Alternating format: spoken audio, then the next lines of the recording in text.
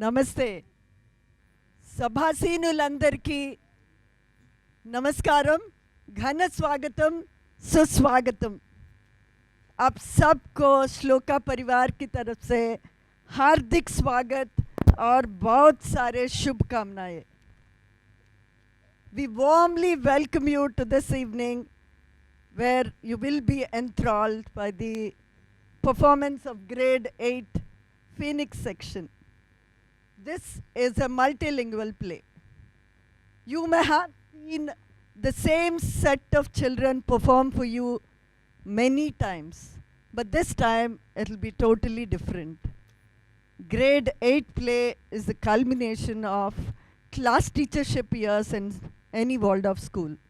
So all the skills, all the talent that they have learned over the years will come together and you will see it on the stage today.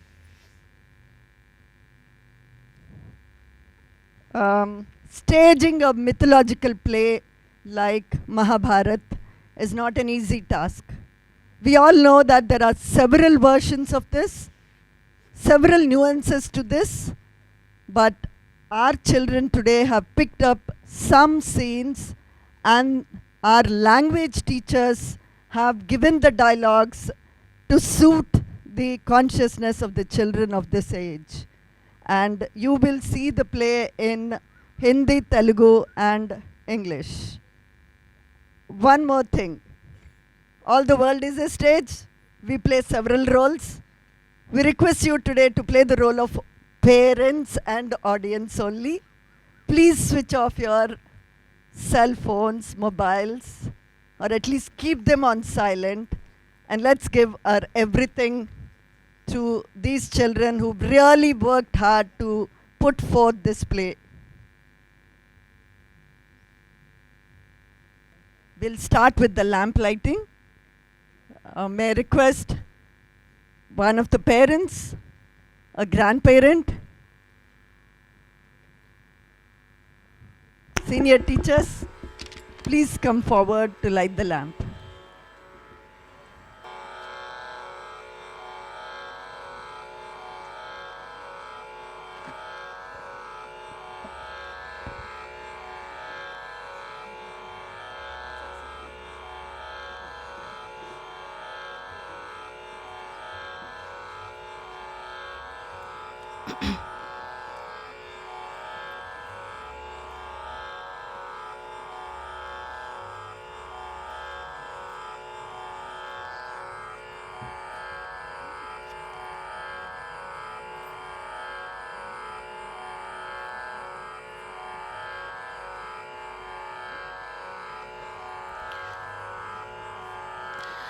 वक्रतुण्ड महाकाय सूर्यकोटि समप्रभा निर्विघ्नं कुरु मे देव सर्वकार्येषु सर्वदा। वक्रतुण्ड महाकाय सूर्यकोटि समप्रभा निर्विघ्नं कुरु मे देव सर्वकार्येषु सर्वदा।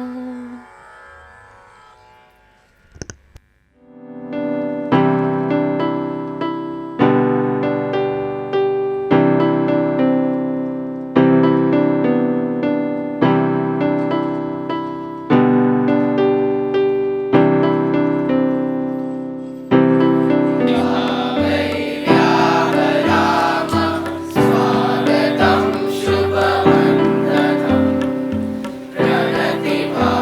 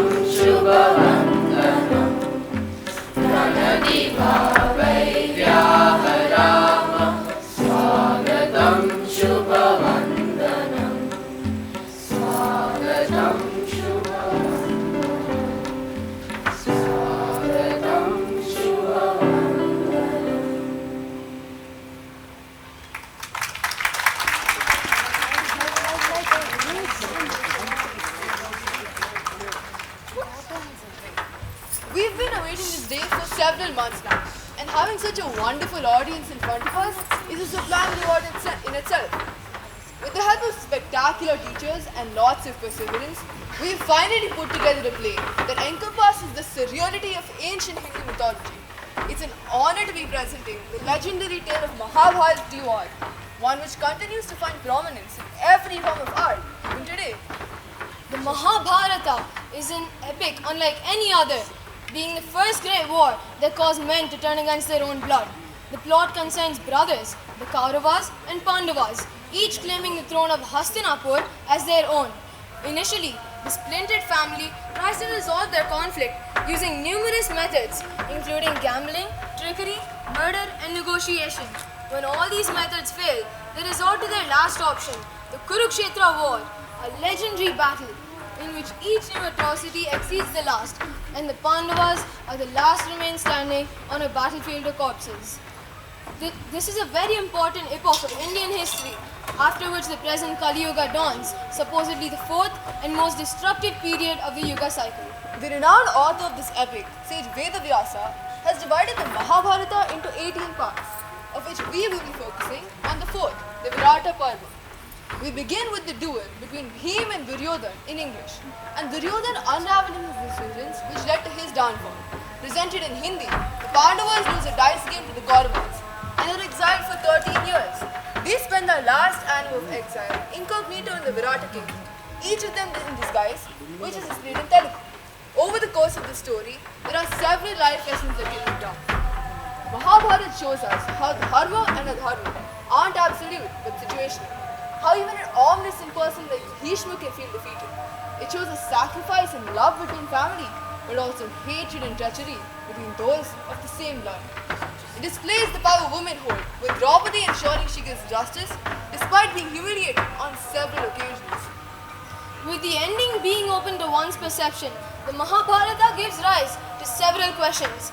Is peace giving into disrespect or standing up against it? Is it possible to go to war for peace? Can lying become a necessity? We shall wait and see. Overall, the Mahabharata is a tale for our times, and it's a great honor to be presenting to you a tale so dear to our Indian heritage. We request you all to turn off your cell phones as we transport you to the Kuru dynasty. Or else...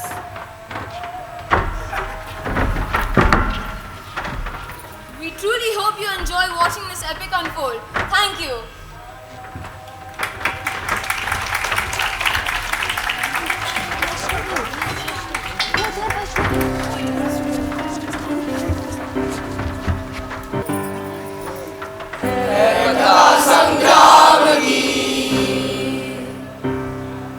विश्व के कल्याण की धर्म धर्मादि अनंत सत्य सत्य कलेश परम स्वार्थ की कथा परमार्थ की शक्ति है भक्ति है जन्मों की मुक्ति है जीवन का ये संपूर्ण सार है सृष्टि के दर्पण में वेदों की कथा पार है धर्मों की गाथा है देवों की भाषा है सदियों के इतिहास का प्रमाण है कृष्णा की महिमा है गीता की गरिमा है ग्रंथों का ग्रंथ ये महान है Mahabharat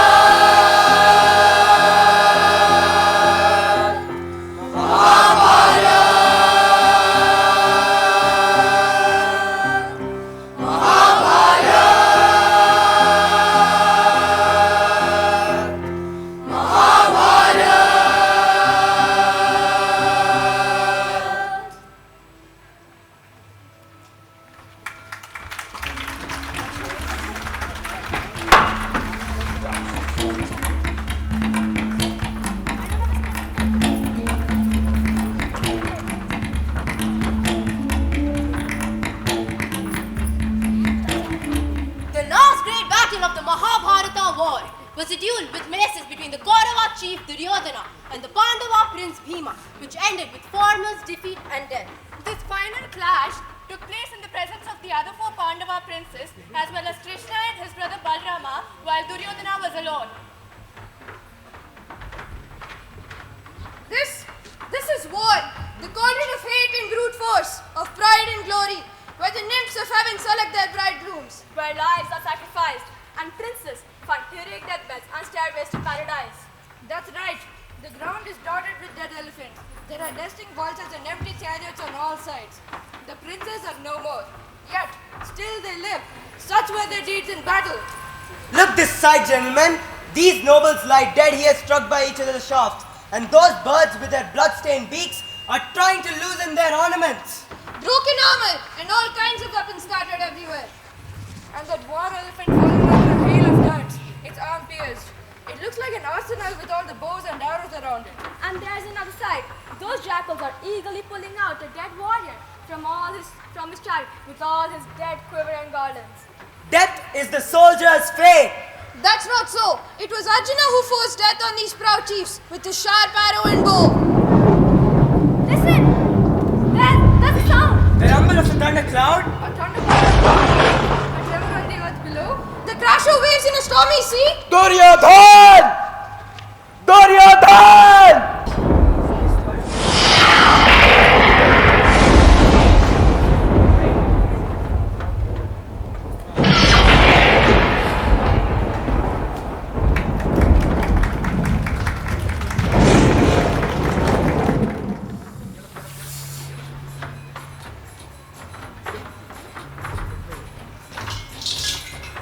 Look! The combat between Bhima and Duryodhana has begun. The second Pandava is incensed remembering the humiliation of Draupadi. And the king is enraged at the killing of his 100 brothers. They are dueling with maces before Krishna, Balarama and other Kuru and Yadava leaders. Bhima's broad chest is like a golden rock. Duryodhana's shoulders are as hard as a centimeter rock. They strike each other with their weapons poised. That sound is the clash of the maces. The king, his face is flushed with anger. Quivers as he advances crouching, his arm extended, the blood-spattered mace in his right hand, gleams like lightning on Mount Kailasa. His body is covered in blood. It flows from his gashed brow and shoulders. His chest is wet with drops of blood. Wounded and bleeding from mace blows, he looks like a mountain covered in streams of red mud. Duryodhana swings a fearful mace. He roars as he springs. The king has more skill, but Bhima is stronger. Bhima is like a mountain. He has no match in a fight. But look! He has fallen like a mountain peak struck by lightning. Bhimasena has fallen. His legs buckled under that heavy blow. Yudhishthira too looks distressed. Arjuna plucks at his bow Gandhiva. Krishna stares at the sky. The king is brave. He is radiant with daring, with dignity and arrogance. He says mockingly, Don't be afraid, Bhima! The brave do not strike someone who's down during battle.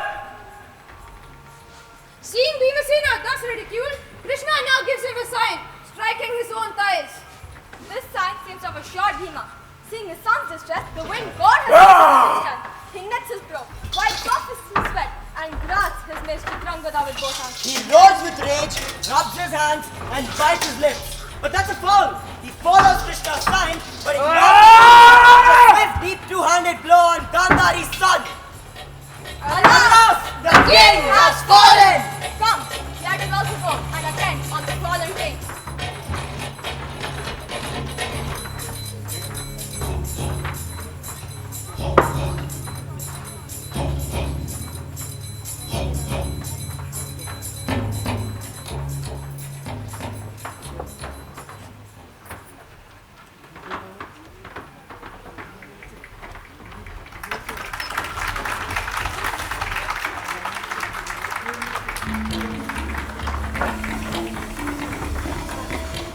Is it his hate and arrogance that cost the mighty king Duryodhana his life?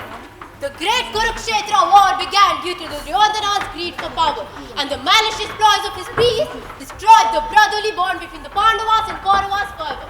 Do you want to know how this epic rivalry began? Here you go.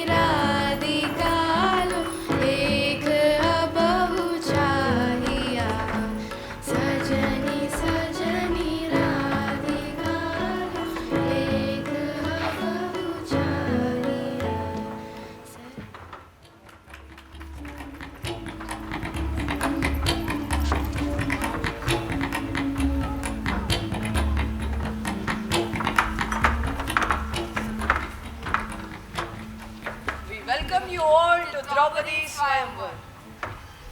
All the great archers from across the country are present in the court. Arjuna was the best friend and disciple of Sri Krishna. He respected Sri Krishna as his chosen ideal and guide. On the other hand, Princess Draupadi has accepted Sri Krishna as her brother and guide. So Sri Krishna was interested in the marriage of Draupadi with Arjuna. Draupadi was very brave and beautiful. She was also equally intelligent. She set a condition for her marriage. She would wed a prince who could pierce the eye of the rotating wooden fish by looking at its reflection. Father, I have designed this wheel keeping Arjuna in mind. Just Draupadi's garland doesn't remain in her hands at the end. Do not worry, Father. The best of warriors and archers from across the country are present in the court. And Guru Dronacharya's other disciples are also present here. All right then, go and bring Draupadi. Your command, Father. Are you also taking part in the Swayamvar, Guruputra? No, how is it possible? Draupadi is like a sister to me. But if you win this Swayamvar, I will be very happy for you. I am going to win this Swayamvar. There's no doubt about it.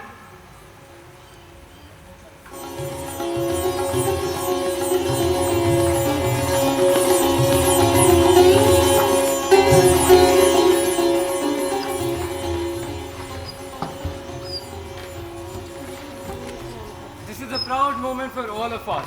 On behalf of my beloved father, I welcome all you great warriors to this Swayamvar.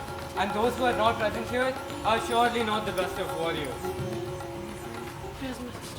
Here is my sister Draupadi.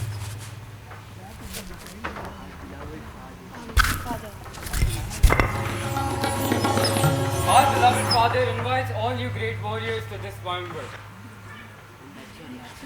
And that's your aim. The revolving fish mounted on the wooden wheel.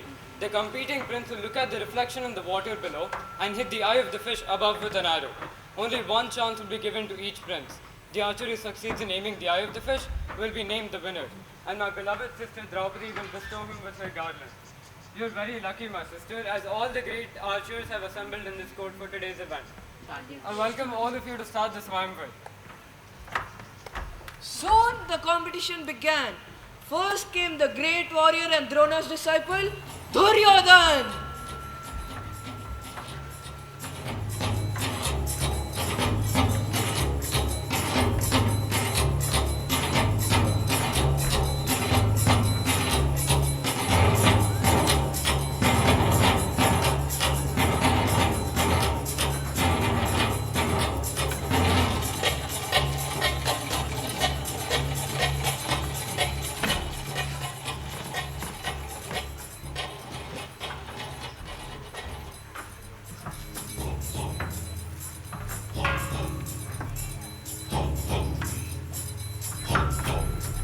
One by one, great archers came forward to try their skills, but in vain. Many princes from all over India had come to try their luck in getting Draupadi as their bride.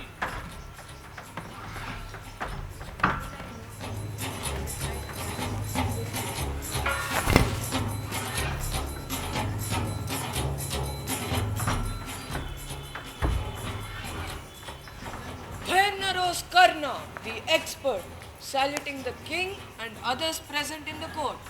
He went to take the difficult yet possible test that would give him Draupadi as his bride and save his friend Duryodhan's kingdom, Hastinapur's name.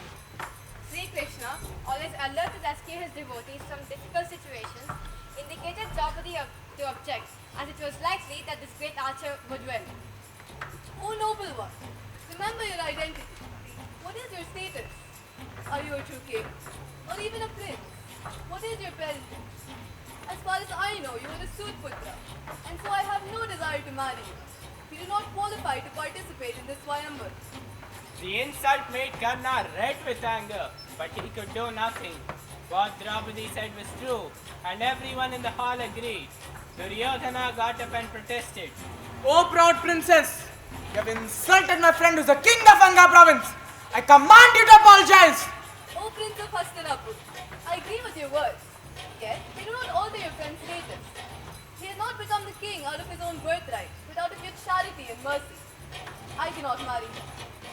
Karna, Duryodhana and Dushyasana were about to leave the court of King Drupada and vow to avenge the insult later. Oh Prince, do not get offended. My sister's words are not wrong. Your beloved friend and great archer Karna should have abided the rules of the competition. And who else knows it better than you, Prince Duryodhan? Like friendships, relationships should also be made with people of your own status. And it's my sister's life. If she doesn't want to marry any Sutputra, then the marriage wouldn't happen. It's her wish. On the other hand, I was thinking, in the presence of such great archers, like Prince Duryodhana, Prince Dushasana, King Jayadratha and others, what can be the difficulty in piercing the eye of the fish? Is there no one in this court who can call himself a great archer and can respect the name of our country's archery training?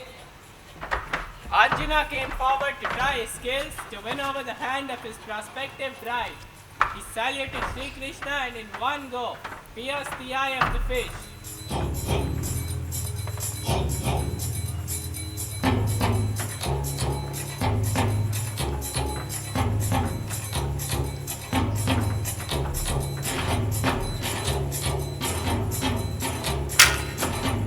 Victory to the Brahmin! Victory to the Brahmin! Victory to the Brahmin! Victory to the Brahmin!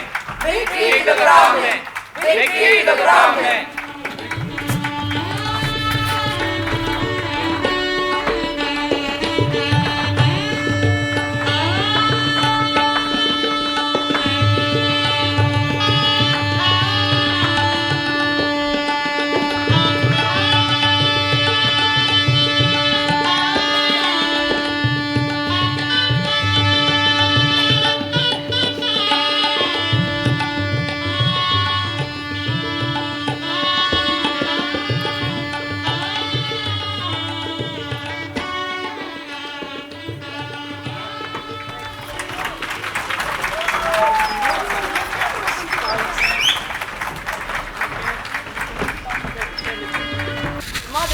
Guess what I have won?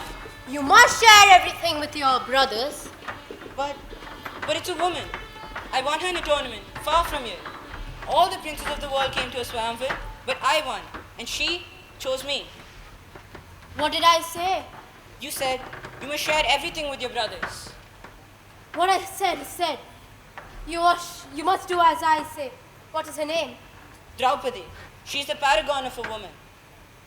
I can't take back my words. You must do as I say. As a mother cannot tell a lie, and as we all like Draupadi, we have to marry her, all 5 of us. Yes, this is how it should be. Draupadi will have 5 husbands. Her father won't be outraged. You must tell him nothing will ever come between you. But what if Draupadi comes in between us? If she likes one of us more than another? If there's one she despises? If jealousy tears us apart? What is said is said. Destiny slipped into my words without warning. She must be your wife and she can be. You all should protect her well.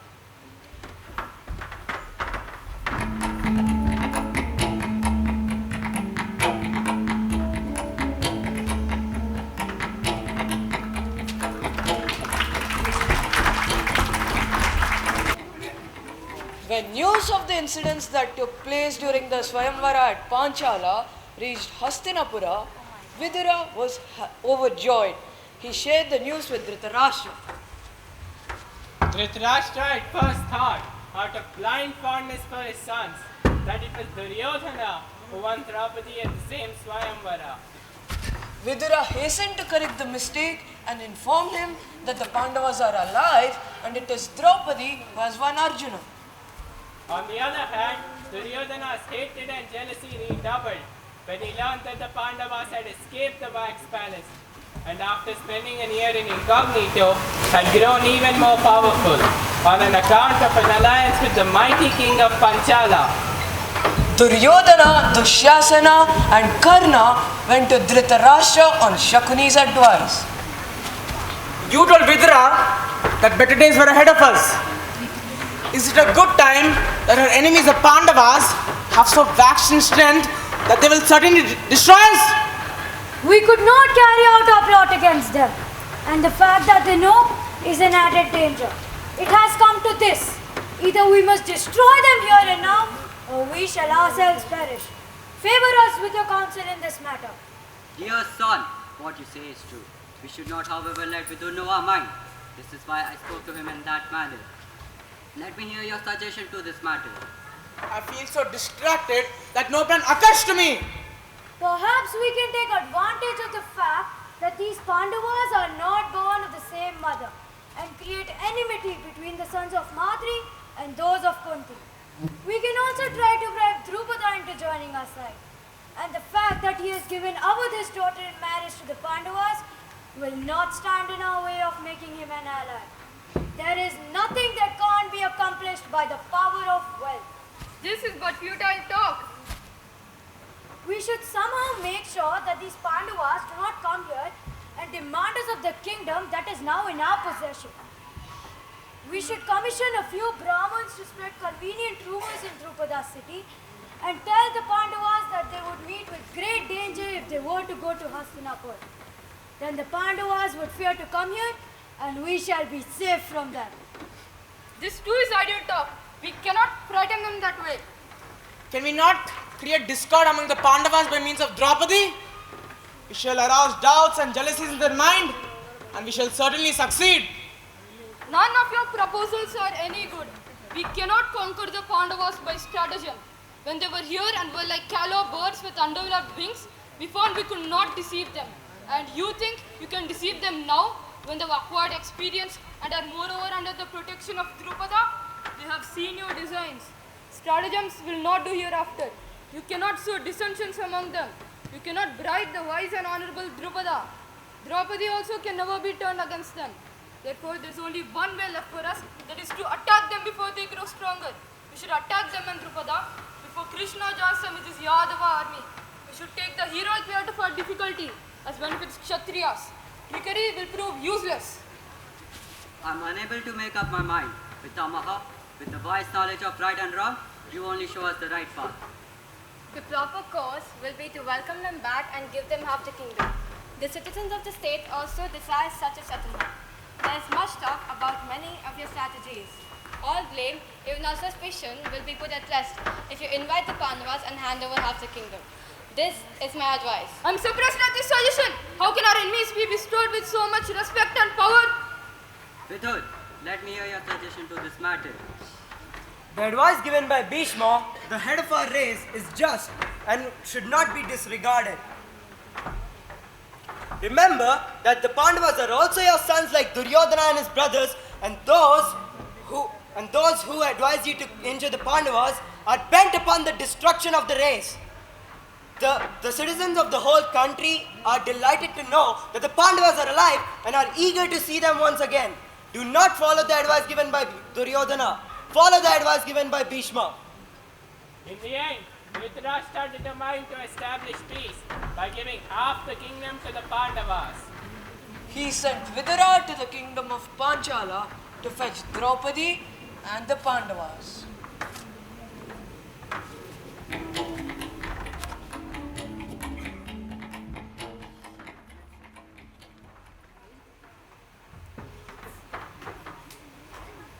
Several years have passed. The 5 Pandavas are in their palace with Draupadi. They welcome Krishna who's come to visit.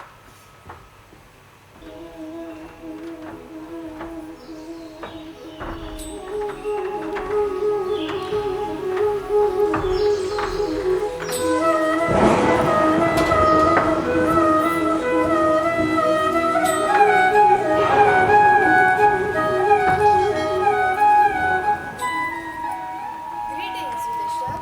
Greetings to you all. Coming here, I looked at the landscape with admiration and I said to myself, they have made the deserts blue. A deep fleece of wheat clothes the fields. Is it true that a good king brings rain, that he chases away all the diseases? I live in peace with my brothers. By his simple presence, Draupadi binds us together. I greet you, Draupadi. Greetings, Krishna. You seem well and happy. It's true. I have found my family. That's beautiful. As I arrived, I caught sight of Vyasa. Vyasa, what does he want? We all live in harmony. The poor are fed, each man helps his neighbor, life is calm and death is peaceful. What more can you want now? You cannot stop halfway up the mountain. What's my destination? You must celebrate the great sacrifice and be crowned the King of Kings. No, I do not want that title. When I hear it, my heart goes dry and all joy fades. Why ask other kings to pay my homage? The request comes from the kings themselves. They said, the golden age has reappeared on earth. Yudhishthir is the best of kings. Let him be our king. No, I'm too unprepared. I have no desire for the crown.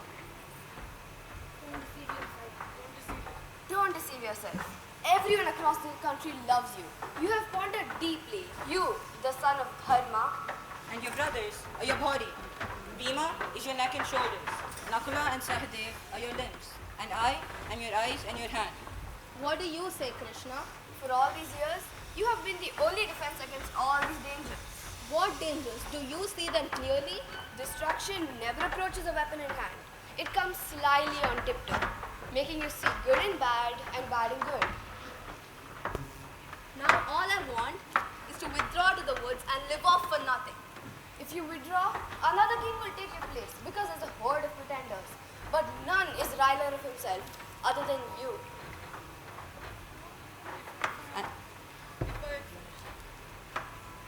If I accept this title, my uncle and cousins will feel threatened. How can you call me a legitimate king if I condemn the earth into a horrifying death? Dhritarashtra calls us his sons. He will be proud to see one of his sons on the highest throne. Invite him to your coronation. Resist what resists you. Become yourself. Yes, let them come. Let them all come. Let them bring the fruits of earth to sacrifice. Invite all the kings and treat them better than brothers.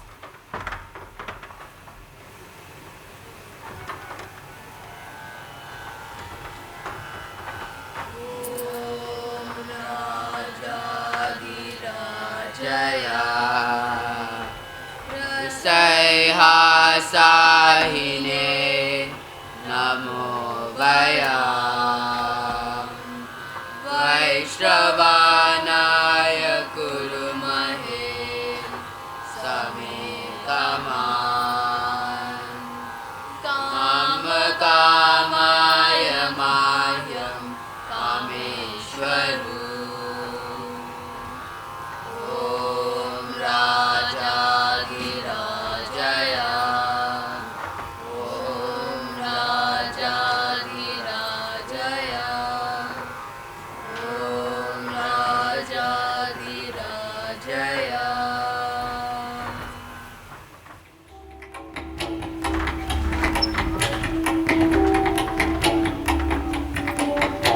As Yudhishthir became the king of his new kingdom and was strengthened by another matrimonial alliance between the third Pandava prince Arjuna and the sister of Yadava chief Krishna. Yudhishthira performed a royal sacrificial ceremony and assumed imperial prerogatives. He was universally known as the righteous ruler. The Kauravas had also attended the Pandava sacrifice to which they had been invited despite past enmity. The magnificence of the ceremony and the splendor of the Pandava court filled them with envy and made them feel belittled. The Kauravas were struck by the architectural wonders of the palace. Musical instruments playing by themselves, doors opening automatically as they approach. Shakuni tries to hold a pillar, but it disappears. Seeing so many illusionary things, Shakuni leaves, and so does Dushasan. Duryodhan proceeds further. Walls give way into gardens and floors glitter like pools of water. Duryodhana sees a shining surface, but thinking it to be hard, he slips and falls into a pool of water. The son of a blind king is also blind. Draupadi! I vow to avenge his humiliation!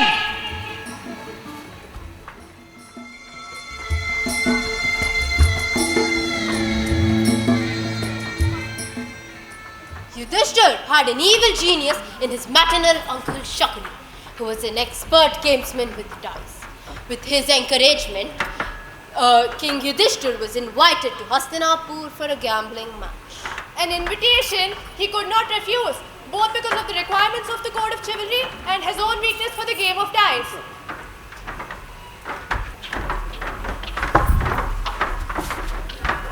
राजसू यज्ञ का ठाट बाट तथा पांडवों की आशा समृद्धि ही दुर्योधन के मन को खाई जा रही थी। दुर्योधन ने यह भी देखा कि कितने ही देशों के राजा पांडवों के परम मित्र बने हैं।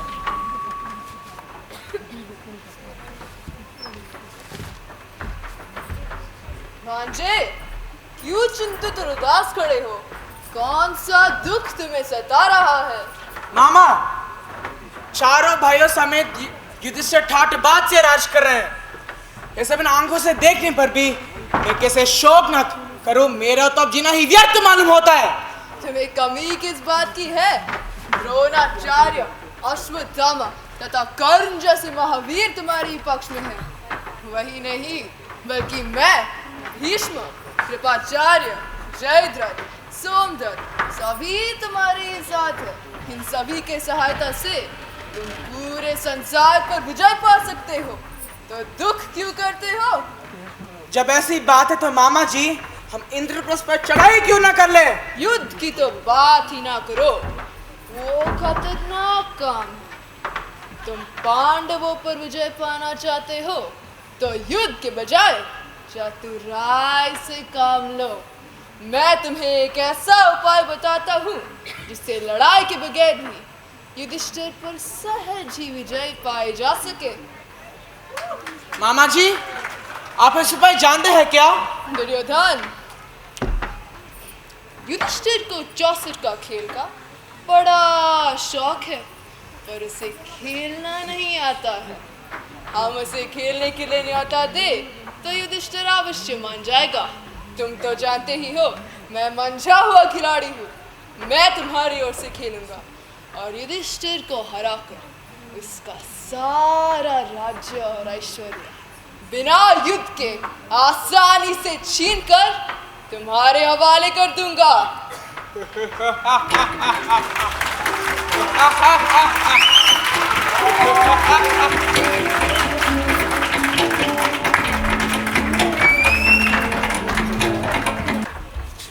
राजन, चौसठ के खेल के लिए पांडवों को बुलाया जाए। मुझे यह उपाय सही नहीं लग रहा है। मैं विदुर से भी सलाह ले लेता हूँ। विदुर से भी सलाह लेने के बाद कुछ तय करना ठीक होगा। और जुए का खेल पैर विरोधी भावना रखता है। मेरी तो यह राय है कि तुम इसे छोड़ दो। चौसठ का खेल तो हमने इजाद किया नहीं है, यह तो हमारे पूर्वजों का ही चलाया हुआ है।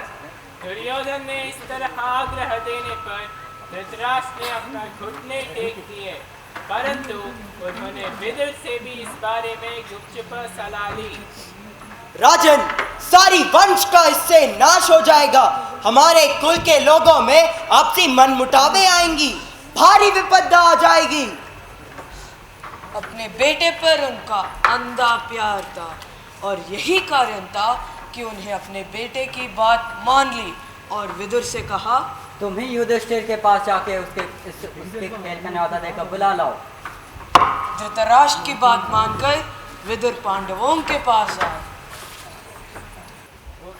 विदुर को देखकर महाराज युधिष्ठिर उठे और उनका स्वागत सत्कार किया। विदुर शांति से बोले, हस्तिनापुर में सभा मंडप बनवाया गया है जो तुम्हारे ही सभा मंडप के समान सुंदर है। राजन चाहते हैं कि तुम वहां आओ, सभा मंडप को देखो और 2 हाथ चौसर भी खेल जाओ। चाचा जी, चौसर का खेल अच्छा नहीं है, इससे आपस में झगड़े पैदा होते हैं। यही तो किसी से छिपा नहीं है कि चौसर का खेल अनर्थ की जड़ होता है। मैंने तो भरसक कोशिश की, परंतु राजा की आज्ञा है तो आना ही पड़ा। अब जो तुम्हारी इच्छा हो वही करो। राजवंशों की रीति अनुसार किसी को भी खेल के लिए बुला मिल जाने पर उसे अस्वीकार नहीं किया जा सकता है। इसके अलावा युधिष्ठिर को डर था कि यदि खेल में ना जाने में धृतराष्ट्र अपना अपमान ना समझ ले। इन्हीं सब विचारों से प्रेरित होकर समझदार युधिष्ठिर न्योता स्वीकार कर लिया। ठीक है, हम ये न्योता स्वीकार करते हैं। युधिष्ठिर, खेल के लिए चौसर बिछा हुआ है, चलिए 2 हाथ खेलते हैं। राजन, ये खेल ठीक नहीं है। बाजी जीत लेना कोई साहस का काम नहीं है। जुआ खेलना धोखे देने का समान है। आप तो ये सब बातें जानते ही हैं। ये कोई धोखे देने की बात नहीं है।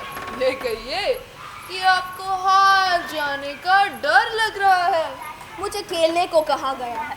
आप कहते हैं तो मैं तैयार हूँ, पर मेरे साथ खेलेगा कौन? शकुनी मामा मेरी जगह खेलेंगे, किंतु दाव लगाने के लिए जो धन रत्न आदि चाहिए वह मैं दूंगा। मेरा राय यह है कि किसी एक की जगह दूसरे को नहीं खेलना चाहिए। ये चाउसर के साधारण नियमों के विरुद्ध है। कोई भी बात नहीं, चलिए।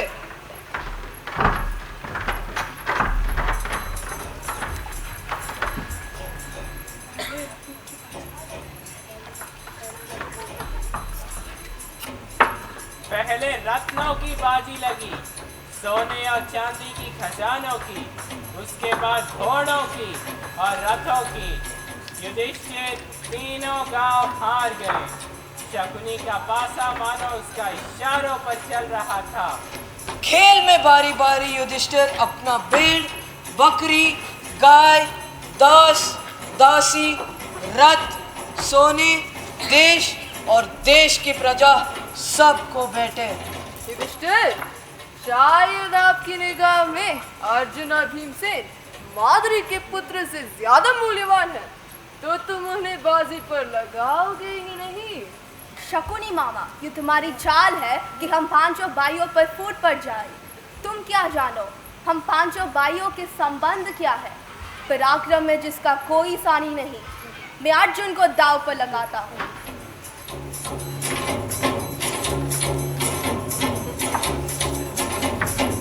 शकुनी ने पासा फेंका और अर्जुन भी हार गए। शारीरिक बल में, संसार भर में जिसका कोई सानी नहीं, मैं उस भीम को दाव पर लगाता हूँ।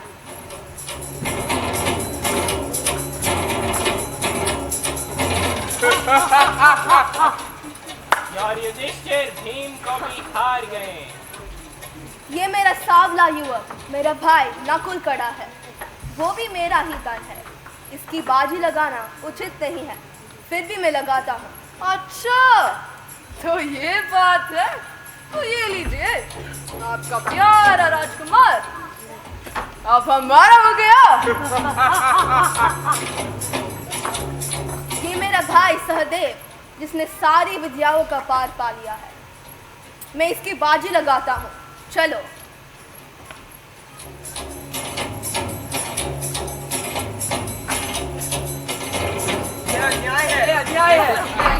शांत हो जाइए आप लोग। ये तो चौसर का खेल है, कोई जीतता है तो दूसरा हारता है। ये पांडव अब कौरवों के गुलाम हो गए हैं। फिर भी एक चीज शेष है जिसे लगाकर युधिष्ठिर एक ही झटके में अपना अब तक का हारा हुआ सारा साम्राज्य, अपने भाई और अपनी दौलत सब कुछ वापस जीत सकते हैं। वो क्या है मामा? द्रौपदी!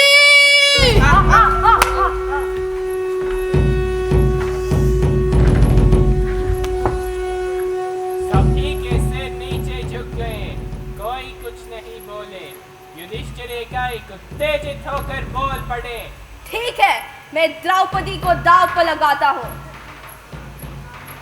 धर्मात्मा युधिष्ठिर की इस बात पर सारी सभा में हाहाकार मच गया। भीम और अर्जुन क्रोध में उठे। यह लो, मैं द्रौपदी की भी बाजी लगाई। यह न्याय है। तो ये लीजिए, ये दाव भी हमारा हो गया।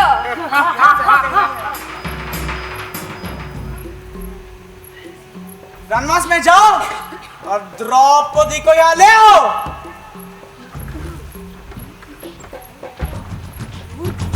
मूर्ख नाहक, तुम्हें अपने विषय परिस्थिति पर ज्ञान नहीं है। खुद को हार जाने के बाद युधिष्ठिर को कोई अधिकार नहीं था पांचाली को दांव पर लगाने का। काकाश्री, आप हमसे ईर्ष्या रखते हैं। अगर आपको हमारी चीज पर कष्ट हो रहा है तो ऐसे चले जाइए।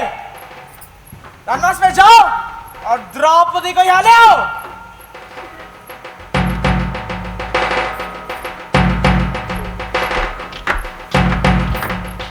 प्रणाम देवी। चौसर के खेल में युधिष्ठिर आपका दाव हार बैठे हैं।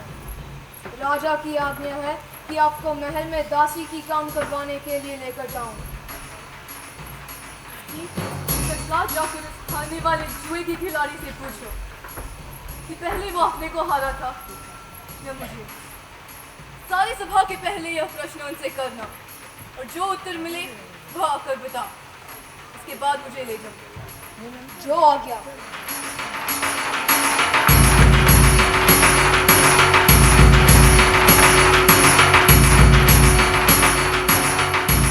प्रतिगामी लौटकर युधिष्ठिर को द्रौपदी की प्रश्न पूछा।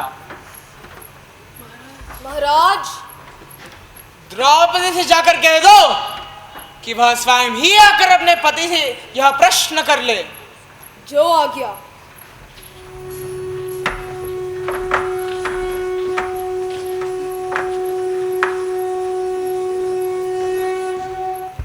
देवी, दुर्योधन की आज्ञा है कि आप सभा में आकर स्वयं ही अपनी पति से यह प्रश्न कर लें।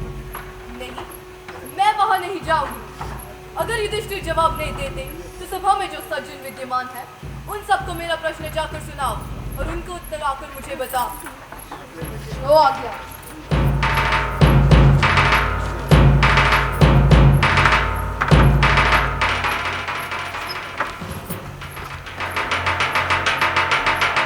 प्रतिगामी लौटकर फिर सभा में गया और सभासदों को द्रौपदी का प्रश्न सुनाया।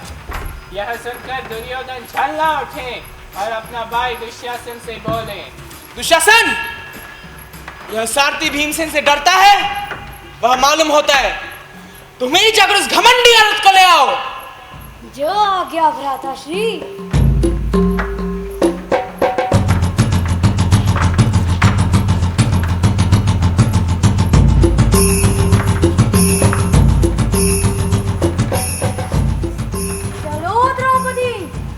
भ्राताश्री ने तुम्हें जुए में जीत लिया है, वे बुला रहे हैं। नारी की मर्यादा का आदर करना सीखो गांधारी पुत्र दुशासन। चलती है या घसीट कर ले चलूं? मुझे इस दशा में न ले चलो दुशासन, मैं कुलवधू हूँ। चलती है या फिर ये तो सोचो मैं कैसे चलूं। आज तो एक दासी के अलावा और कुछ भी नहीं है। दुशासन, राजकुमारों से बात करना सीखो दासी। द्रौपदी स्वीकार करने पर दुशासन द्रौपदी का केश पकड़ लिया, उन्हें जबरान कर खींचता हुआ सभा मंडप में ले आया।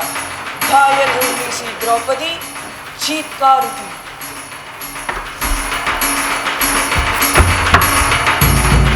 सारा कार्य न्यायोचित नहीं है। खुद को हार जाने के बाद युधिष्ठिर को कोई अधिकार नहीं था पांचाली को दांव पर लगाने का। और मेरी एक और आपत्ति यह है कि पांचाली केवल युधिष्ठिर की पत्नी नहीं बल्कि 5 पांडवों की पत्नी है। विदुर, सभा में इतने बड़े के होते हुए कैसे बोल सकती हो? और तुम्हें यह बोलने या तर्क वितर्क करने का कोई अधिकार नहीं है। जिस समय युधिष्ठिर अपनी सारी संपत्ति हार गया, उसी समय द्रौपदी भी हारी हुई मानी जाएगी। उसके सारे आभूषण अब दुर्योधन के हैं।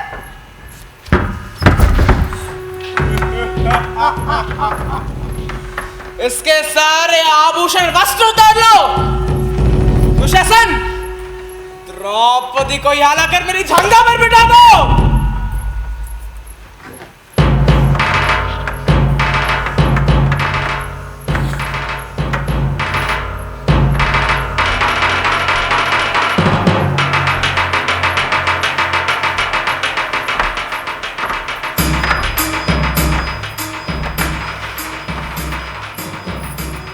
झुकाने से क्या होगा पितामह? मैं आपकी कुलवधू पितामह आज एक वस्त्र में लिपटी हुई आपको प्रणाम करती हूँ। यहाँ जो आप मुझे क्या आशीर्वाद देंगे? आप तो ज्येष्ठ गुरु है, महाविद्वान है, महावीर है। क्या आपने कुरु सिंहासन की रक्षा का वचन लिया? क्या कुरु मर्यादा का कोई महत्व नहीं? आप जैसे महावीर शूरवीर को इस तरह ऊंचापन शोभा नहीं देता। पितामह, मेरी ओर देखिए, देखिए मेरी ओर। मैं कुल मर्यादा के आगे लगा एक प्रश्न चिन्ह हूँ। देखिए कि आपके कुल वधू को किस दशा में खींचकर लाई गई है। और आप मुझसे कहिए कि क्या भारतवंशियों की यही परंपरा है? आपके मुंह से उत्तर पाकर मैं चुप हो जाऊं। पितामह, कुछ तो कहिए। जब मैंने पहली बार आपके चरण छुए थे तो आपने मुझे सौभाग्यवती होने का आशीर्वाद दिया था। अपने आशीर्वाद की दशा देखिए पितामह। आपके सामने यह धर्म हुआ और आपने सहन कर लिया, तो इसका मतलब यही नहीं कि आपने इस धर्म को स्वीकार किया। क्या आप भी मेरे सम्मान के भागीदार नहीं है? यदि नहीं है तो उठाइए अपना धनुष और भेज दीजिए उस जीवन को जिसने आपके कुलवधू द्रौपदी को दासी कहना का अपराध किया है।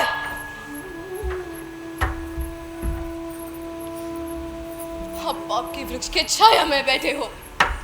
पितामह, उठ जाइए। आपको तो शास्त्र का ज्ञान है पितामह।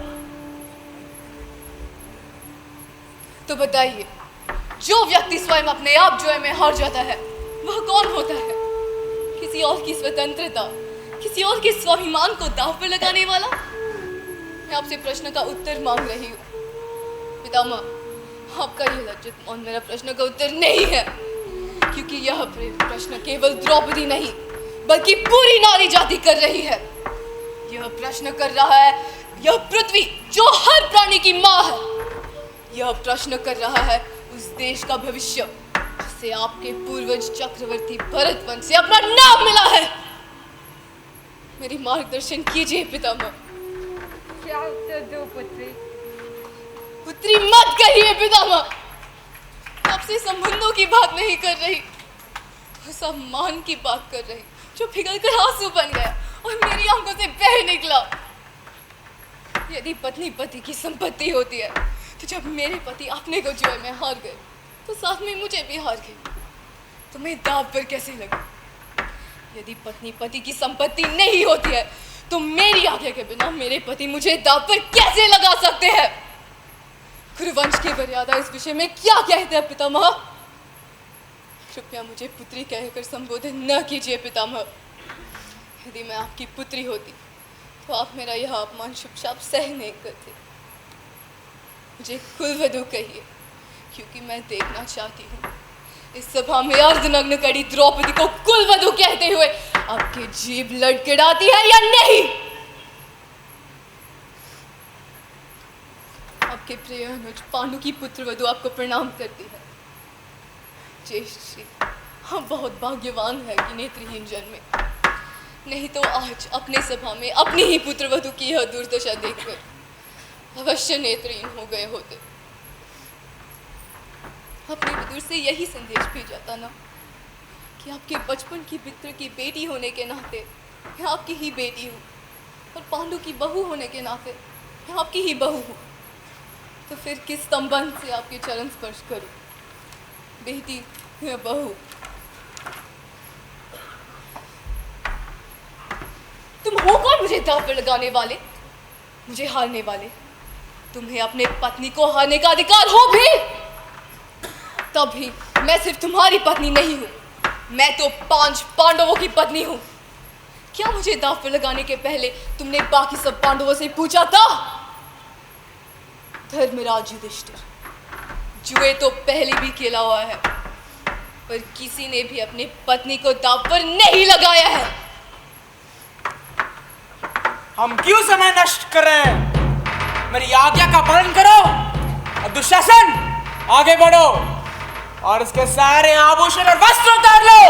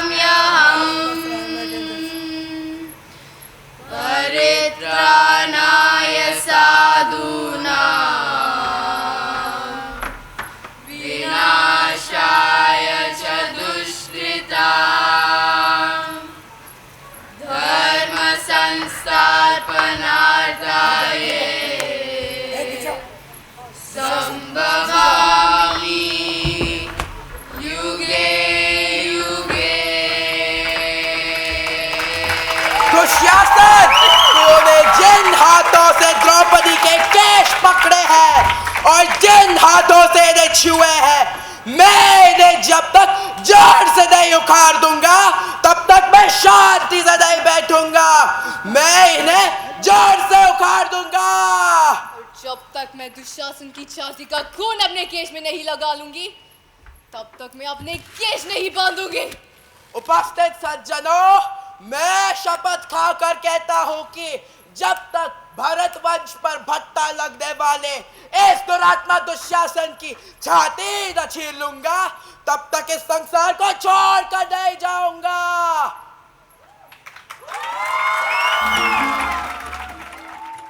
And now, let's take a break. Have some snacks and refreshments and stretch your legs.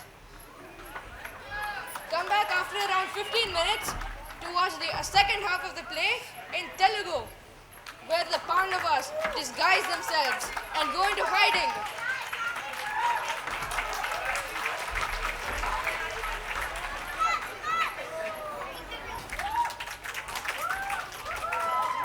The Pandava king Yudhishthira lost his kingdom in the game of dice and was forced into exile along with their wife Draupadi.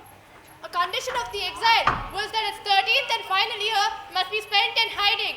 If the Pandavas were discovered before this year ended, they would be obliged to repeat another 12 years in exile. In the 13th year, the Pandavas disguised themselves and entered the service of Virata, the king of Matsya. మన అజ్ఞాతవాసాన్ని భంగం చేయడానికి కౌరవులు మన కోసం గాలిస్తూ ఉంటారు. ఎక్కడ 5 యోధులు ఒక స్త్రీ ఉన్నారో అని అందువలన మనం అందరం ఒకే దగ్గర ఉండకూడదు. ఒక సంవత్సర కాలం పాటు మనం మన పేర్లతో కాకుండా కొత్త పేర్లు పెట్టుకోవాలి. అనుక్షణం గుర్తుంచుకోవాలి. అగ్రజ, మీరు ఎవరని అడిగితే మీరు ఏమని సమాధానం ఇస్తారు? నేను అబద్ధం పలకలేను భీమా. మీరు ఒక సంవత్సరం కోసం అబద్ధం ఆడలేరా అగ్రజ? క్షణకాలం కూడా పలకలేను నకుల. మనం అజ్ఞాతంగా ఉండాలంటే ఈ సంవత్సర కాలంలో వేరొకరి సేవలు గడపాలి. అది మీకు సాధ్యమా సోదరా? మీరు ఇంకొకరిని శాసించే వాడివే కానీ ఇతరుల ఆజ్ఞను పాటించే వాడివి కాదు కదా. మరి జీవనం ఎలా గడుపుతారు? పాచికలు ఆడి పొద్దు గడుపుతారేమో. రాజులందరికీ ఉండే సామాన్య లక్షణమే కదా అది. ముందు మనం అజ్ఞాతవాసం ఏ దేశంలో చేయాలో నిర్ణయించండి. మన కురు దేశాల చుట్టూ పాంచాల, మత్స్య, శాల్వ, విదేహ, దశార్ణ, కళింగ, మగధ దేశాలున్నాయి. వీటిలో ఏదైనా ఒక దేశాన్ని ఎంచుకోవడం మంచిది. మరీ దూర దేశాలకు వెళితే మనల్ని అందరూ వింతగా చూస్తారు. మన ఉనికి బయటపడే ప్రమాదం ఉంది. మరి నీ సంగతి ఏమిటి? ఇంతటి మహారాణివి అజ్ఞాతంగా ఎలా ఉండగలవు? విరాటరాజు భార్య సుదేష్ణ చక్కటి గుణవంతురాలని విన్నాను. ఆమె దగ్గర అంతఃపురంలో సైరేంద్రిగా గడపగలను. మరి అర్జున, మీ సంగతి? నాకు ఊర్వశి ఇచ్చిన శాపంని ఈ సంవత్సర కాలం ఉపయోగించుకోవచ్చు. అంతఃపురంలో రాకుమారికి నాట్య గురువుగా వెళ్తాను, బృహన్నల అనే పేరుతో.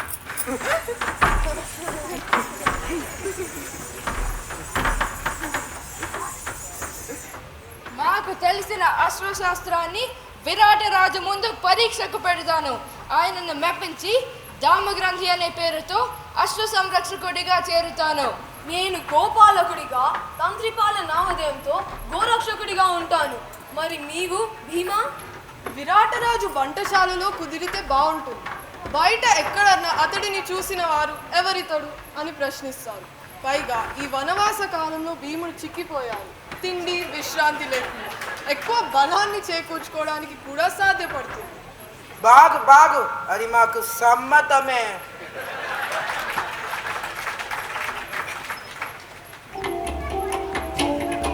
అందరూ తమ తమ పేర్లు వృత్తి మరొకసారి గుర్తు చేసుకొని బయలుదేరుతారు. అందరూ తమ వద్ద ఉన్న ఆయుధాలను శ్మశానం దగ్గర ఉన్న షమీ వృక్షం మీద శవాకారంగా కనిపించేటట్టు దాచి బయలుదేరుతారు.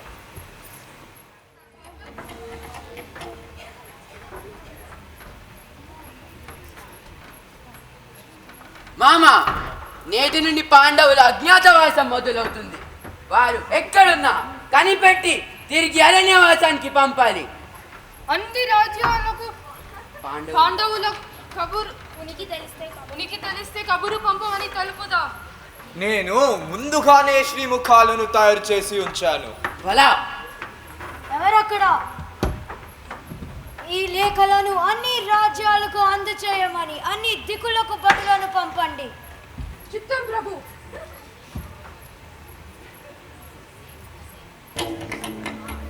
జయము జయము విరాట రాజా. గురురాజ్యం నుండి తమకు శ్రీముఖం అందజేయడానికి వచ్చాను. చదవండి. శ్రీ శ్రీ శ్రీ మత్స్యదేశ రాజు అయిన విరాట రాజుల సుముఖమునకు హస్తినాపురాధీశుడైన సుయోధన సార్వభౌములు పంపిన శ్రీముఖం.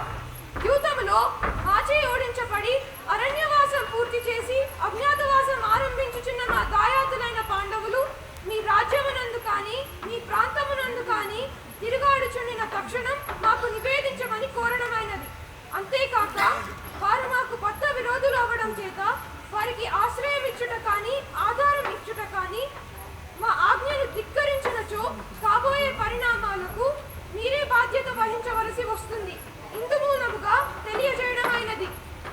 ఏమిటి? దుర్యోధనుడు ఈ విరాటరాజును హెచ్చరించడమా? ఏమిటి అధికారం? మేమేమైనా అతనికి సామంతులమా, సానుభూతి పరులమా?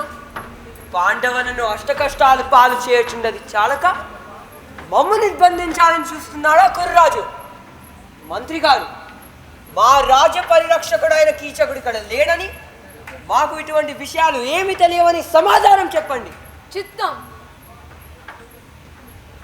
ప్రభు, తమ దర్శనార్థం ఎవరో వచ్చారు. ప్రవేశపెట్టండి.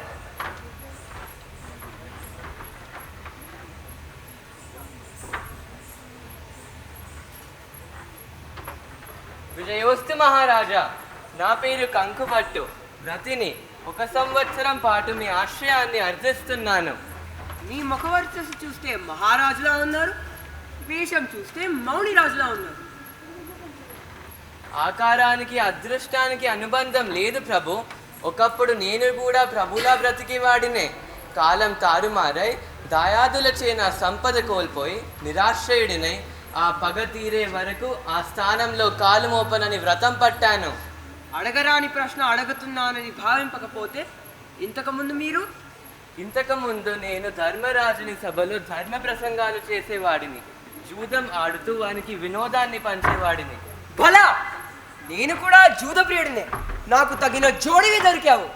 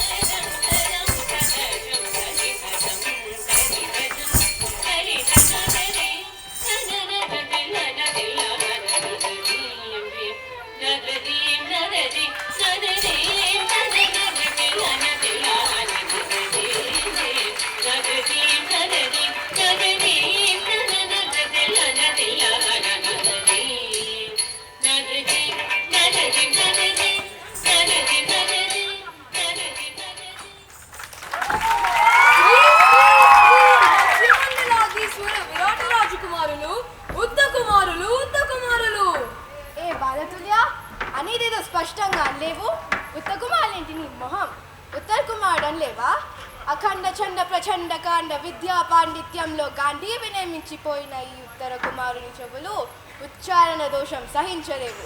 అసలు మన పేరు లోకోత్తర వీర కుమారులు. నీలాంటి చవటలు సరిగ్గా పలకలేరని ఉత్తర కుమారులని పెట్టుకున్నాము. అది కూడా మీరు సరిగ్గా పలకలేదంటే ఇది మా ప్రారంభం. నేను సరిగ్గానే అన్నాను దేవరా, నీ పేరే తప్పుగా పలుకుతానా? మీరే సరిగ్గా వినిపించుకోలేదు. బాలతుల్య, ఈ తోకజానిపులు నారీకర కాదు, నాకే చూడంటావా? లేదు దేవరా. మరి ఇప్పుడు పలుకుతుంది చూడండి. ఉత్తర కుమారులు, ఉత్తర కుమారులు. అదే పిలుపు.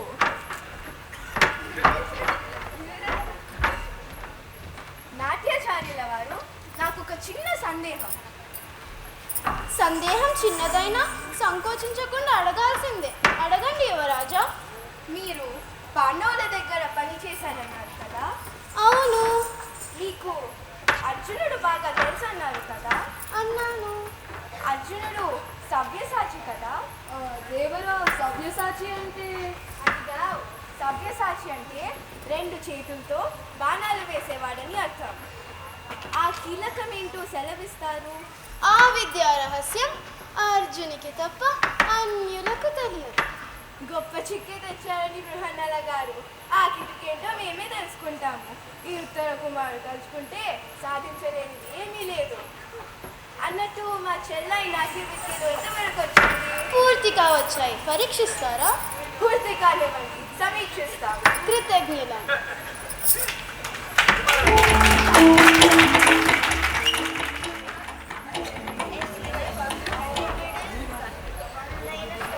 ఏ విధంగా వారు దాక్కున్నారు, ఏ విధంగా వారు తప్పించుకోగలిగారు? ఇప్పుడు ప్రశ్న వారు ఏ విధంగా తప్పించుకోగలిగారని కాదు మేనల్లుడా, ఎక్కడికి వెళ్ళారని. మీరు మౌనం వహించండి మామయ్య. మీ పథకం మళ్ళీ విఫలమైంది. నా పథకం విఫలం కాలేదు మేనల్లుడా, పాండవుల అదృష్టం సఫలమయ్యింది మరోసారి. అదృష్టమా? శత్రువుల అదృష్టం మన దౌర్బల్యానికి మారు పేరు మాత్రమే. కర్ణుడు యథార్థమే చెప్పాడు. మోసాలతో జీవితంలోనే గెలవచ్చు, సామ్రాజ్యాలు కాదు. ఒక మాట మర్చిపోవకు మేనల్లుడా, గత 12 సంవత్సరాలుగా సమ్రాట్నైనా నన్న గర్వంతో నువ్వు ఇలా విర్రవీగుతున్నావే, ఇది నువ్వు రణభూమిలో సంపాదించుకున్నది కాదు, వంచన మోసాల పరిణామమే కదా. పాండవులతో యుద్ధం చేసేంతటి సామర్థ్యం లేదు నీలో. మానవుడికి సామర్థ్యం లేదా? అయితే ఆ భీముడు నాకన్నా ఎక్కువ శక్తివంతుడా? ఆ అర్జునుడు నా మిత్రుని కన్నా ధనుర్విద్య ఎక్కువగా తెలిసిన వాడా? వ్యక్తిగత రూపంలో ఎవరు ఎంతటి సమర్థులో నాకు తెలియదు, కానీ యుద్ధంలో విజయానికి నీ బాహుబలం ఒక్కటే కాదు, సైన్యానికి ఉన్న బలమే ఆధారం. నీ పక్షాన ఎందరు రాజులు నిలుస్తారో అన్నదే ముఖ్యం. ప్రజలలో నీ పట్ల ప్రేమ ఎంత ఉన్నదో అన్నదే ముఖ్యం. కేవలం ఒక్క పువ్వు వికసించగానే వసంతం వచ్చినట్లు కాదు, వనమంతా పూలతో నిండిపోతే దాన్ని వసంతం అంటారు. ఆ ప్రకారంగానే సామ్రాజ్యం అనేది అనేక మంది రాజులు వారి స్నేహం వల్ల ఏర్పడుతుంది. మామయ్య, ఇప్పుడు మా హృదయం రక్త పిపాసతో ఉంది. మేము ఇప్పుడే వారితో యుద్ధం చేయాలి. అవును, యుద్ధం చేయాలి. యుద్ధం చేయాలా? యుద్ధం జరుగుతుంది. ఒకవేళ వత్సర సమయంలో పాండవులను వెతకలేకుంటే, వారిలో ఒక్కరినైనా పేరు పెట్టి పిలవకుంటే అప్పుడు యుద్ధం ఆవశ్యకంగా జరుగుతుంది. నీవు నీ మనసులో అనుకుంటున్నావేమో అంగరాజు కర్ణుని ప్రత్యర్థిగా అర్జునుడు ఉంటాడని, అలాగే నీకు ప్రత్యర్థిగా భీముడు నిలుస్తాడని. అలా జరగదు మేనల్లుడా, అలా జరగదు. ఇరు పక్షాలకు తమ తమ మిత్రురాజులు సహాయం చేస్తారు. ప్రచండమైన సైన్యమైన ప్రయత్నమవుతుంది. భయానక విధ్వంసం జరుగుతుంది. ఒకవేళ నీవు గెలిచినప్పటికీ ఏదో పెద్ద ప్రయోజనం ప్రాప్తించదు నీకు. ముక్కలైన రాజ్యం, చెదిరిపోయిన సమాజం, దారిద్ర్యం, తీవ్ర సంఘర్షణ మిగులుతుంది. కరువు దాపురించినప్పుడు కేవలం భూమిలో ఉన్న జలం మాత్రమే ఇంకిపోదు, జీవితం అంతా ఎండిపోతుంది. నేను నిన్ను ఒక సుసంపన్నమైన రాజ్యానికి ప్రభువుగా నిలబెట్టాలనే కాంక్షతో జీవిస్తున్నాను. అందువలన యుద్ధం వద్దు, వంచన వంచని. అంగరాజు కర్ణ, దుశ్శాసన, ఆర్యావర్తంలో నలుమూలలకు మన గుప్తచరులను పంపండి. వెతకండి ఎక్కడున్నారో వారు. 5 మహావీరులు, విశ్వంలోని అత్యంత సౌందర్యవతి అయిన స్త్రీ. అంత సులువుగా కళ్ళు కప్పలేరు. వెతకండి, వెతకండి.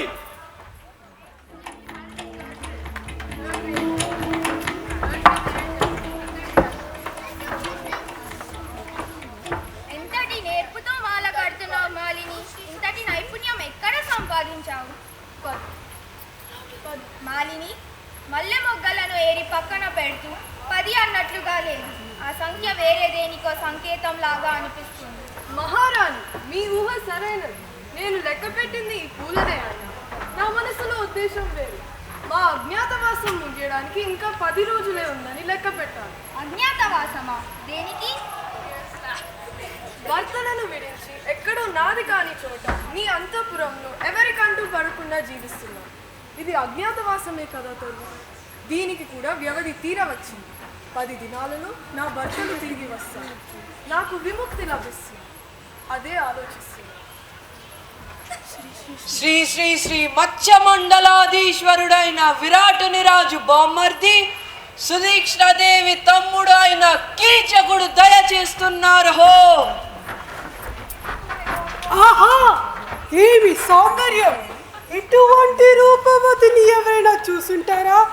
అసలు ఈ సౌందర్యవతి నా ఎదుట నిజంగానే ఉందా, లేదా నేను భ్రాంతి చెందుతున్నానా? అసలేమి ఎవరు? ఇక్కడేం చేస్తుంది? తమ్ముడు సింహబల. వందనాలు సోదరి. అక్క, ఇంతటి సౌందర్యవతిని నా జీవితంలో ఇప్పటి వరకు చూడలేదు. ఎవరేమి? పేరేమిటి? ఏ కులానికి చెందినది? ఈమెకి భర్తున్నాడా? ఎంత కాలంగా ఇక్కడ ఉంటుంది? నీ దగ్గరకు ఎందుకు వచ్చింది? ఈమె గురించి నాకు ఇంతవరకు ఎందుకు చెప్పలేదు? తమ్ముడు, లోపల గదిలో కూర్చొని మాట్లాడుకుందాం పదా. నువ్వెవరివు గాని నా హృదయాన్ని కొల్లగొట్టావు. ఎవరివైతే ఏమి, నిన్ను పొందని నా జన్మ వృధా. అన్నా, నేను సైరేంది. అన్నం కోసం, ఉండడానికి కోసం ఊడిగం చేస్తున్నాను. నన్ను చూడు. ఈ మాసిన బట్టలు, దుమ్ము కొట్టుకున్న శరీరం, నా మీద వ్యామోహం కలగడం వింతగా ఉంది. దయచేసి నన్ను వదిలిపెట్టు. నా బ్రతుకుని నన్ను బ్రతకనివ్వు. సైరంద్రి, నేను ఎవరనుకుంటున్నావు? మా బావ విరాటుడు పేరుకి మాత్రమే రాజు. అధికారం అంతా నాదే. నేను కావాలనుకుంటే లభించినది ఏదీ లేదు. నన్ను కాదనుకు. నువ్వు అవునంటే నీ నిలువెత్తు ధనరాశులు కానుకగా సమర్పిస్తాను. కీచక, నేను మర్యాదగా మాట్లాడుతున్నానన్న మాత్రాన నన్ను చేతకాని దాని నన్ను పొరమాడుకు. నిజంగా నేనెవరిని తెలిస్తే కన్నెత్తి చూసే సాహసం కూడా చేయవు. కొన్ని కారణాల వలన నేను ఇక్కడ దాసిగా ఉన్నాను. నాకు 5 మంది భర్తలు గంధర్వులు. వారి శక్తియుక్తులు నేను నా నోటితో చెప్పకూడదు. నీ మేలు కోరి చెప్తున్నా, నువ్వు నీ వంశాన్ని రక్షించుకోవాలంటే పిచ్చి ప్రేలాపనలు మాని నీ దారిన నువ్వు వెళ్ళు. నీ భర్తల సంగతి సరే, నేను ఎవరో నీకు ఇదివరకే చెప్పాను. నా అసలైన పేరు సింహబలుడు. ఆర్యవర్తం బ్రహ్మవర్తాలలో నా అంతటి బలశాలి లేరు. నీ గంధర్వ పతులంతా నాకు లెక్కలోకి రారు. ఇప్పుడు బలబలాల ప్రసక్తి ఎందుకు? మనసు పడ్డాను, నా ముచ్చటి తీర్చు. కీచక, వివేకం లేకుండా అందని చెట్టు ఫలాల కోసం చేతులు చేస్తున్నావు. చరిత్ర నీకు తెలుసు కదా, రాముడి భార్య సీతను కోరిన రావణుడేమయ్యాడు? అక్క, ఎన్ని మాటలు చెప్పినా ఈ సైరంధ్రి నా కోరికను అంగీకరించడం లేదు. నాయనా కీచక, నీ కనుసైగకే పరితపించిపోయే ఎందరో స్త్రీలు ఉన్నారు. నీకెందుకు ఈ దాసి నచ్చింది? అక్క, నువ్వేమని ఓ సాధారణ దాసిగా చూస్తున్నావు. నా దృష్టితో చూడు, లోకంలో ఇంతటి అందగత్తి ఉందంటే ఎవ్వరూ నమ్మరు. సరే, నువ్వు చెప్పిన దానికి ఒప్పుకుంటాను. కానీ ఈమెకు ఐదుగురు గంధర్వులు భర్తలట. వారు ఎంతటి శక్తివంతులో ఏమో. ఎందుకు కోరి కోరి కష్టాలు తెచ్చుకోవడం? అక్క, నువ్వు నా బలాన్ని తక్కువగా అంచనా వేస్తున్నావు. నువ్వు ఏం చేస్తావో నాకు తెలియదు. ఈ పొద్దు ఆ సైరంధ్రి నా మందిరానికి రావాల్సిందే. తమ్ముడు,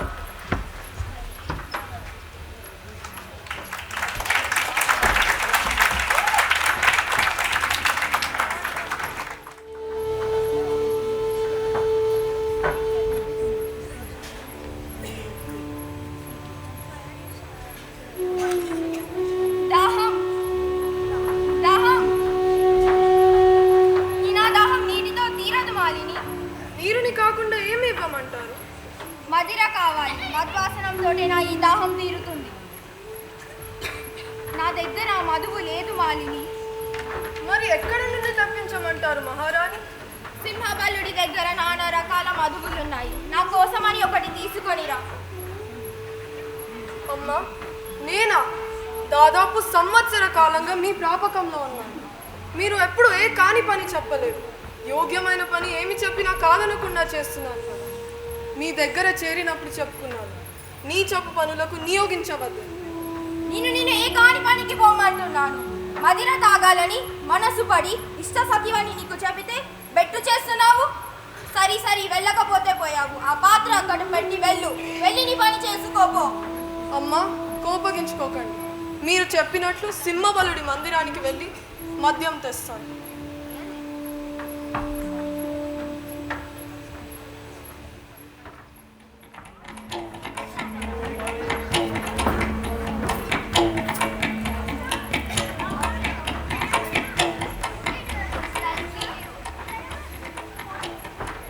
సుదేష్ణదేవి తీరని దాహంతో అలమటించిపోతున్నాయి. ఈ పాత్రలో మధువసనం పోయించాను. నీ దేవి దాహం తీర్చడానికి నువ్వు వచ్చావు. మరి నా సంగతి ఏమిటి? మధువాసనం పోయించాను. ఆలస్యం అయితే ఆమె కోపం వస్తుంది. మా సోదరికి ఆలస్యం కాకుండా ఎవరి చేతైనా మధువాసనం ఇచ్చి పంపుతాను. నువ్వు నన్ను కరుణించు. నా యావత్ సంపదలన్నింటికి నిన్ను మహారాణిని చేస్తాను. నువ్వు ఏం కోరితే అది నీకు సమకూరుస్తాను. నా భార్యలందరినీ నీకు దాసులుగా చేస్తాను. అంతెందుకు, నేనే నీ దాసుడిగా మారిపోతాను. నీ వేలి ముసుగు తొలగించు సైరంధ్రి. నేను మిమ్మల్ని ముందుగానే హెచ్చరించాను సేనాపతి కీచక. నేను 5 గంధర్వ భర్తల రక్షణలో ఉన్నానని. నువ్వు ఎవరివి సైరంధ్రి? చూస్తుంటే ఉత్తమ వంశానికి చెందిన దానిలా కనిపిస్తున్నావు. నీ మనోహర రూపం చూసిన నా మనసు పారేసుకున్నాను. అందుకే నిన్ను వివాహం చేసుకోవాలనుకుంటున్నాను. నేను వివాహితను సేనాపతి. ఒకవేళ నీ భర్తలు జీవించి ఉంటే నువ్వు నీ కేసాలను ఎందుకు ముడి వేసుకోవు? నా భర్తలు ప్రపంచంలోని పాపులను అంతమొందించేందుకు తపస్సులో నిమగ్నమై ఉన్నారు. వారి ఆదేశం మేరకు నేను నా కేసాలను ముడివేసుకోలేదు. నన్ను వెళ్ళనివ్వండి. మూర్ఖురాలా, సేనాపతి ప్రేమను నువ్వు స్వీకరించకపోతే బలవంతంగా నిన్ను నా సొంతం చేసుకోవాల్సి వస్తుంది. నా వస్త్రాలను స్పృశించిన వారెవరికైనా బహు భయానక మరణం ప్రాప్తిస్తుంది. ఈ వరం నాకు సాక్షాత్తు ఆ పరమేశ్వరుడే ప్రసాదించాడు. నువ్వు నా పట్ల మహాపరాధం చేశావు కీచక. అయితే పిలిపించు నీ భర్తలని. నేను ఎలా రక్షిస్తారో నేను చూస్తాను. నేను సుదేష్ణదేవి ఉప్పు తింటున్నాను, అందుకే నీకు చివరి అవకాశం ఇస్తున్నాను.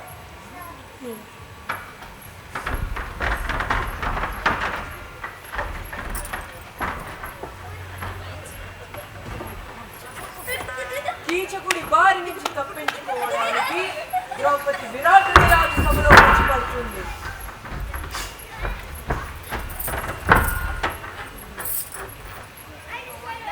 వలలా ఏం చేస్తున్నావు? ఆ చెట్టును పడగొట్టాలని చూస్తున్నావా? అది చాలా పెద్దది, పూలు పళ్ళతో నిండి ఉంది. అన్నిటికీ మించి మనకు నీడనిస్తుంది. నీకు వంటకు కట్టెలు కావాలైతే ఎండిన చెట్లు ఇంకెక్కడైనా దొరుకుతాయి.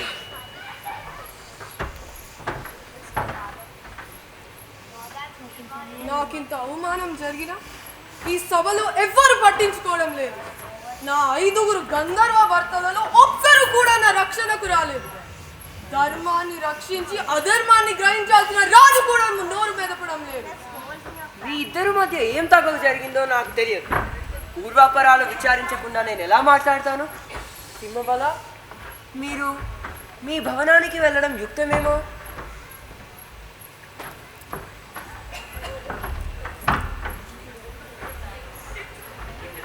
సైరంధ్రి, మహారాజా చెప్పారు కదా ఆయన న్యాయాన్యాయాలు విచారిస్తారని.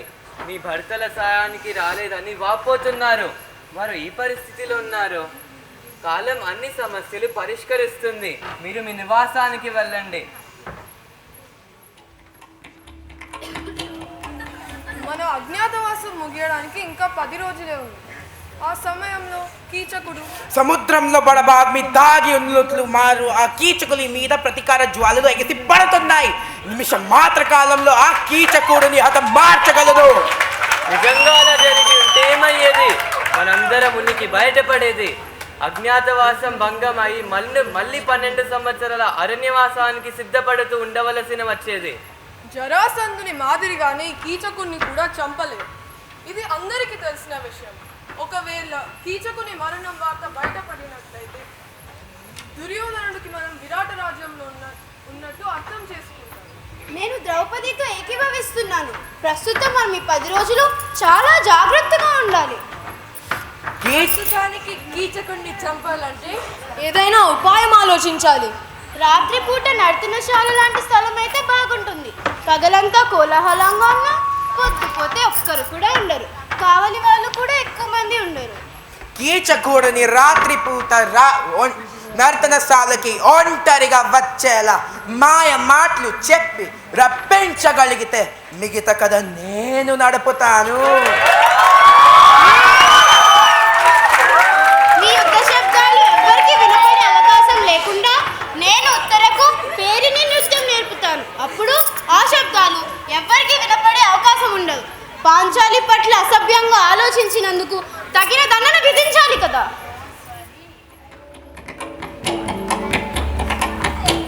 మామయ్య, అంతిమ గుప్తచరుడు కూడా వచ్చేశాడు. మన మిత్రురాజ్యాల్లో పాండవులు ఎక్కడా లేరట. ద్వారక, పాంచాల, నాగలోకం, కుంతిభోజం, కాశీ, ద్వారక ఎక్కడెక్కడ పాండవుల బంధువులు ఉన్నారో అక్కడికి కూడా వెళ్ళలేదు పాండవులు. వారి కోసం వెతకాలంటే ఎక్కడ వెతకాలి? స్వర్గంలోనా? వారు నిజంగా స్వర్గస్థులై ఉంటే వారిని వెతకవలసిన అవసరం ఏముంది? వారు ఇక్కడే ఈ రాజ్యాలలోనే ఉన్నారు, ఆర్యావర్త పరిధిలోనే ఉన్నారు. అజ్ఞాతవాసం పూర్తి కావడానికి కేవలం కొద్ది రోజుల సమయం మాత్రమే మిగిలి ఉంది. కానీ వారిని వెతికి పట్టుకునేందుకు ఏ చోటు కనబడడం లేదు. మామయ్య, నువ్వు కనిపించడం లేదు. బాగా ఆలోచించు గాంధార్ రాజా, బాగా ఆలోచించు. మనిషికి గుప్తంగా ఉండేందుకు ఏ వస్తువుల ఆవశ్యకత ఉంటుందో. కొత్త పేరు, కొత్త వేషం, కొత్త ప్రదేశం, ఇంకా కొత్త వృత్తి అవసరం. వృత్తి కాదు మేనల్లుడా, మనిషికి గుప్తంగా ఉండేందుకు ఏ ఏ వస్తువుల ఆవశ్యకత ఉంటుందో. మనిషి తొందరగా తమ వృత్తి మార్చుకోలేడు. వారికి ఏ పనిలో అయితే అనుభవం ఉంటుందో వారు ఆ పనే చేయగలరు. అర్జునుడు భీముడు ఏదైనా రాజ్యం సైన్యంలో చేరి ఉంటే వారు గుప్తంగా ఉండలేరు. యుద్ధ విద్యలు కాదు వేనలుడా, వారికి అభ్యాసం ఉన్న కళలు ఏమిటి? నకులునికి అశ్వ విద్యలో అందరికన్నా గొప్ప జ్ఞానం ఉంది. ఆలోచించు మేనల్లుడా, గడిచిన ఒక్కొక్క సమయంలో ఏ రాజ్యంలోని అశ్వదళం అత్యంత ప్రసిద్ధి చెందినది. ఇక సహదేవుని సమక్షంలో గోవులు ఎంతో ప్రసన్నంగా జీవిస్తాయి. ఆలోచించు మేనల్లుడా, గడిచిన ఒక్క సంవత్సరంలో ఏ రాజ్యంలోని గోగణం అత్యంత ప్రసిద్ధి చెందినది. ఇక యుధిష్ఠిరునికి రాజనీతిలో అందరికన్నా గొప్ప జ్ఞానం ఉంది. ఆలోచించు మేనల్లుడా, గడిచిన ఒక్క సంవత్సరంలో ఏ రాజు అనేక రాజులతో వృత్తి చేసుకున్నాడు. మామయ్య, మత్స్యరాజు విరాటుడు అనేక రాజ్యాలతో సంధి చేసుకున్నాడట. వారి రాజ్యంలో సంపద కూడా బాగా వృద్ధి చెందిందట. అవును, నిజమే. ఆ రాజు కొత్తగా 100 జలాశయాలు నిర్మించేందుకు పనులు ప్రారంభించాడట. సుగంధం, దుర్గంధం మనిషి యొక్క స్వభావం. ఎప్పుడు గుప్తంగా ఉండలేవు. మనం పంపిన గుప్తచరులు వానిని లేకుండా ఉండొచ్చు, కానీ వారు అవశ్యం విరాటంలోనే ఉండారు. ఇక వేరే గుప్తచరులను పంపకుండా మనమే స్వయంగా వెళ్ళాలి. వెతకండి. అవును, మనమే స్వయంగా వెళ్తాం. ఇక పాండవులు తప్పించుకోలేరు. సైనికులారా, మీరందరూ ఇక్కడే వేచి ఉండండి. గుర్తుంచుకోండి, ఎవరికి లోపలికి వచ్చేందుకు అనుమతి లేదు. ఇక్కడ అంధకారం ఎందుకు అలుముకుంది సైరంధ్రి? ఏమిటి నీ ఆలోచన? నీ భర్తలు నన్ను హతమారుస్తారనా? నీ మనసులో అంధకారం అలుముకుంది కీచక. మారిని, ఎంత మనోహరంగా ఉంది ఈ పరిమళం. ఈ వాసన పూలది కాదు, నీ వేణి సుగంధం. ఇదిగో నీ అపూర్వ సౌందర్యానికి ఈ ఆవులి రత్నహారం తెచ్చాను. ఇటువంటి రత్నాలు ఈ లోకంలోనే లేవు. నాలాంటి నారి రత్నము ఎక్కడ చూసి ఉండదు. నన్ను చూసిన కంటితో వేరే స్త్రీని చూడదు. రూపానికి ముగ్ధుడిని అయ్యాను. మారిని, ఎంతసేపు ఈ చీకట్లో చిందులాట? ఒకసారి తిరిగి చూడరాదు? నీ చీకటి కురిపించరాదు? అబ్బా, ఇదేమిటి మాలిని? చిగురు టాకుల వల్ల శృతిమెత్తని గాలి సోకితలు కందిపోయి నీ లేత చేతులకు ఇంతటి కరుకుదనం ఎలా వచ్చింది? మృదుత్వం ఎలా వస్తుంది? అబ్బా, ఇంతలోనే అలుక. అద్వైతాన్ని అర్థం చేసుకోవచ్చు, కానీ ఆడవారి మనసును అర్థం చేసుకోవడం చాలా కష్టం.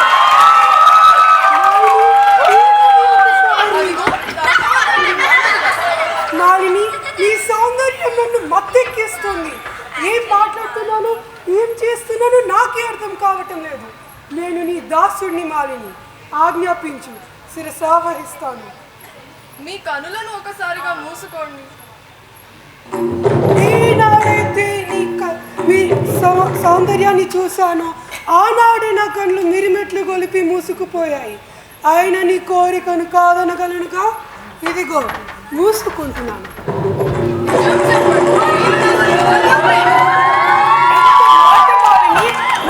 దేవతల మీద త్రిగర్ణ శుద్ధిగా ప్రేమించాను.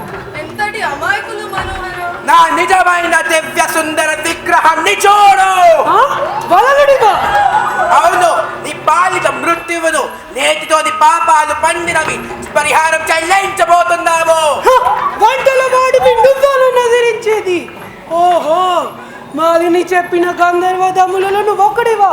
సరేరా, నీ ఆట కట్టిస్తాను. నీ ఆట కట్టించి నిన్ను తుదముట్టించడానికి నిన్ను ఎక్కడికి రప్పించాను. కాచుకో.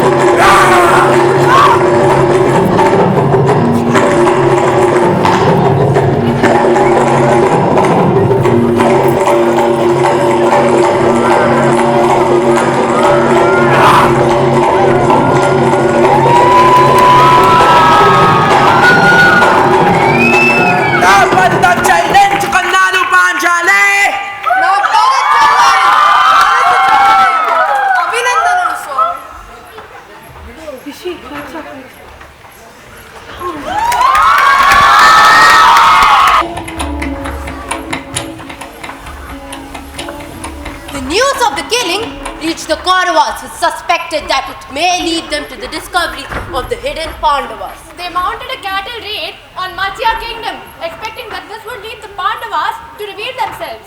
When the news of this raid reached King Virata's capital, he and his retainers were out on some other business, and only their young son, Uttarakumara, was alone at home. Urged by Draupadi, the prince went forth to stop the raiders, accompanied by Arjuna, disguised as Brihandala, as his charioteer. When Uttarakumara saw the Kauravas, he took fright and wanted to run away. But the charioteer drove his chariot to the cremation ground where the Pandavas had hidden their weapons. There, Arjuna revealed himself to the prince, took charge of the battle, and promptly routed the Kauravas.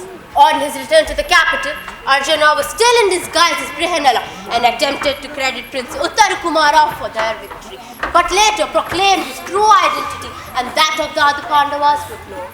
Coincidentally, the period of exile has also ended. Virata offered the hand of his daughter Uttara to Arjuna, but he declined it and instead accepted her for his son Abhimanyu. The Pandavas, no longer obliged to be in disguise, the Pandavas left Virata's capital and settled openly in Uppalavya, another Matsya territory, and attempted to credit Uttarakumara for their victory. Abhimanyu's marriage to Princess Uttara was solemnized according to Vedic rites before an illustrious gathering of friendly heroes.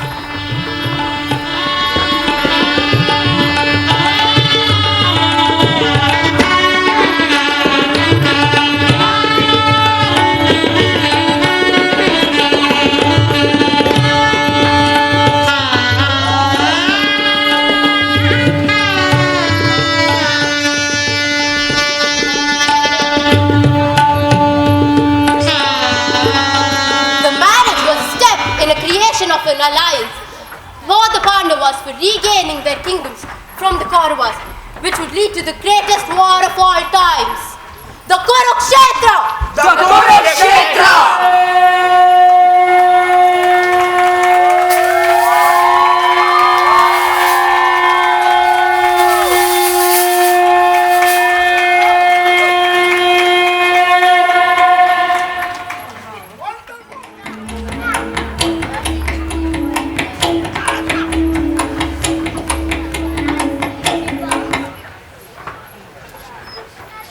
As the Pandavas and Kauravas prepared themselves for the greatest war to be fought, Arjuna himself set on a journey towards Dwaraka. Having understood through his spies the turn of events, Duryodhana too did not remain idle. Learning that Krishna was back in his own city, he sped towards Dwaraka as fast as he could. Arjuna and Duryodhana reached Dwaraka on the same day. Krishna was fast asleep in his palace.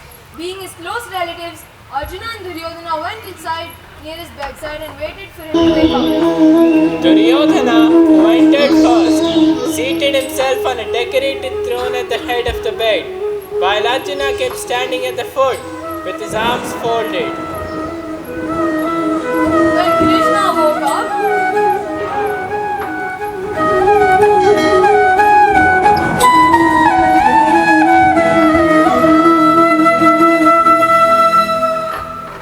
as war would break out between us soon.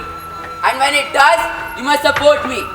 Both Arjuna and I share an equally close relationship with you.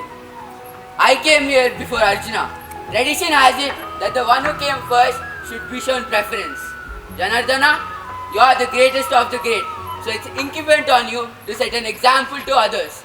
Conform with your conduct the traditional dharma, and remember, it was I who came here first.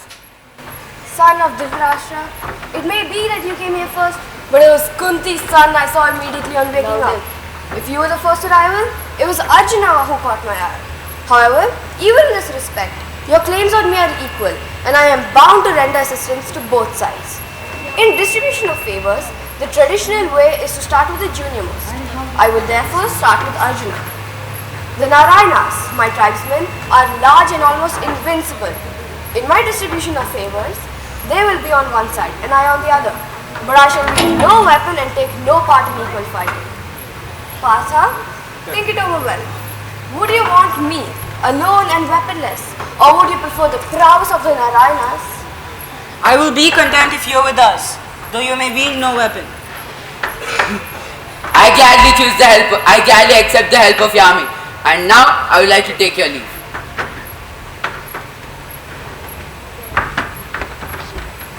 Dhananjaya, why did you choose thus unwisely, preferring me alone and weaponless to my fully equipped and heroic forces? My ambition is to achieve glory like yours. You have the power and prowess to face all the princes of the land and their hordes in battle single-handed. So, I desire that I should win the battle with you riding my chariot unarmed. I have desired this for long, and you today have fulfilled my wish. My blessings are always with you. May you triumph!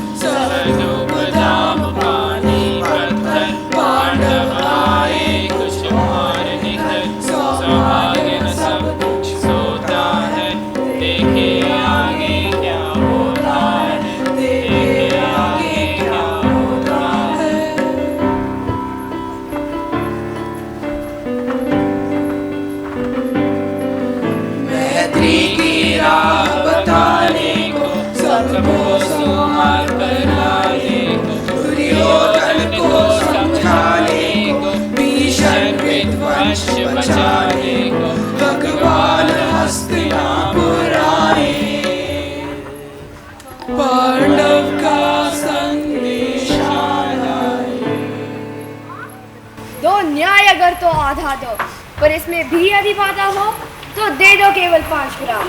रखो अपनी धरती तमाम, हम वही खुशी से खाएंगे, परिजन पर असीना उठाएंगे।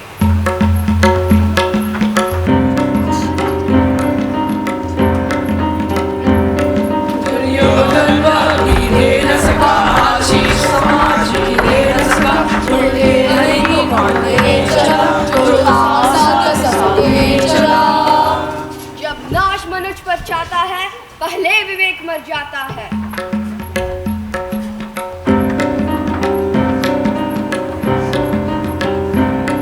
दुर्योधन गरज कर बोले, वासुदेव, अगर आज तुम दूत ना होते तो अभी बंदी बना लेता।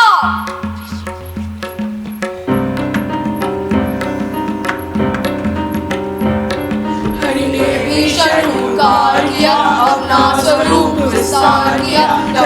डगमग लेकर शोले, भगवान कुपित होकर बोले, जंजीर बढ़ाकर साध मुझे, हाँ हाँ दुर्योधन बांध मुझे।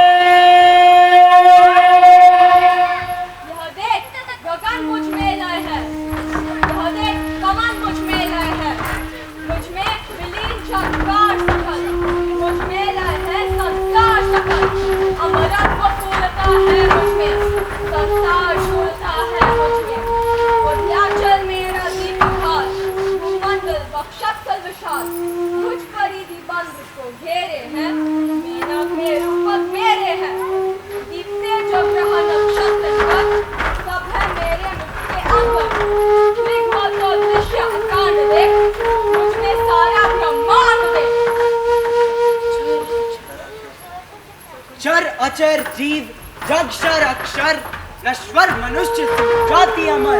शतकोटि सूर्य शतकोटि चंद्र, शतकोटि सरित सर सिंधु मंद्र। शतकोटि विष्णु ब्रह्मा महेश, शतकोटि विष्णु जलपति धनेश। शतकोटि रुद्र शतकोटि काल, शतकोटि दंडधर लोकपाल। जंजीर बढ़ाकर साधने, हाँ दुर्योधन बांधने। भूलोक अतल पाताल देख, गत और अनागत काल देख। यह देख जगत का आदि सृजन, यह देख महाभारत का रण। मृत्यों से पटी हुई भू है, पहचान इसमें कहाँ तू है। अंबर में कुंतल जाल देख, पद के नीचे पाताल देख, मुट्ठी में तीनों काल देख, मेरा स्वरूप विकराल देख। सब जन्म मुझी से पाते हैं और फिर लौट मुझी में आते हैं।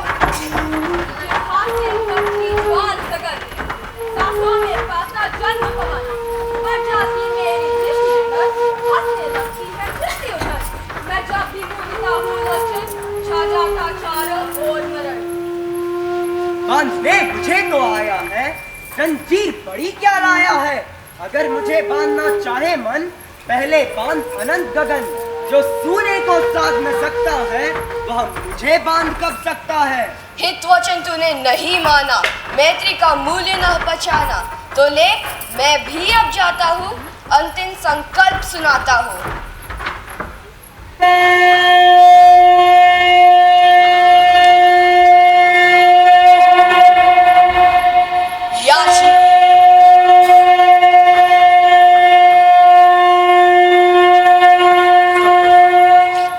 याचना नहीं, अब रन होगा, जीवन जय या कि मरण होगा। टकराएंगे नक्षत्र कर, बरसे की भूपर बनी प्रकर, पंशेष नाक का डोलेगा, विकराल काल मुंह खोलेगा। दुर्योधन रंग ऐसा होगा, फिर कभी नहीं जैसा होगा। भाई पर भाई टूटेंगे, विष बूंद बाण से छूटेंगे। आखिर तू भूषाई होगा, हिंसा का परदाई होगा।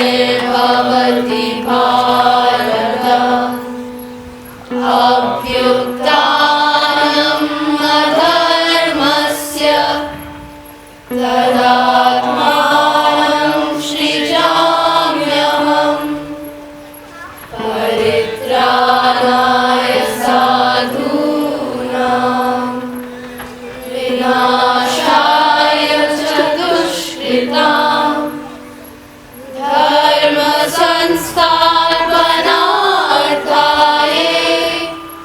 संभवामि युगे युगे।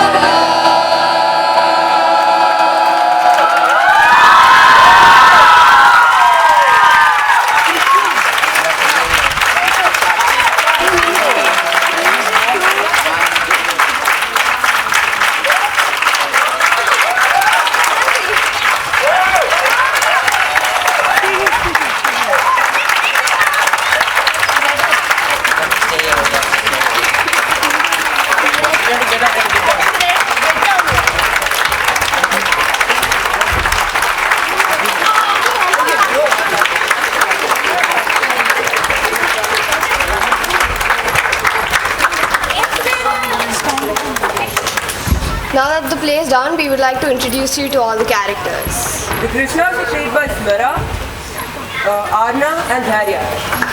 The Pandavas in Hindi were played by Raga as Yudhishthir, Karan as Arjuna, Rishi as Bhima, Nakula as Arna, and Sahadev as Arya. Kunti was played by Anand.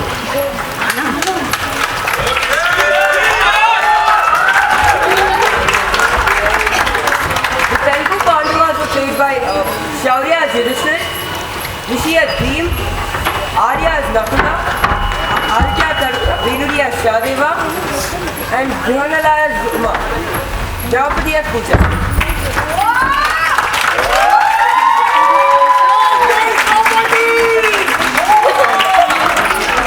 The Kauravas in Hindi were played by Vivan as Duryodhan, Tashvi as Dushyasan,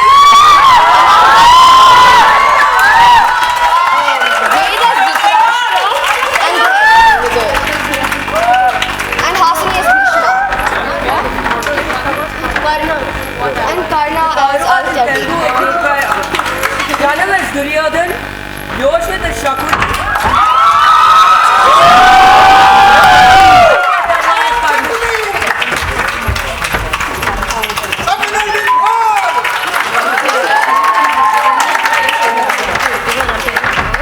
In Telugu, the people from Virata Kingdom were Sloka as King Virataraja,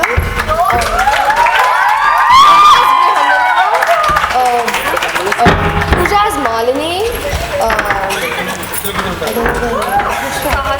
Sahasra as Krishna, Uttara Kumara as Anika, and Krisha as Kishika, and Uttara was played by Nakshatra, and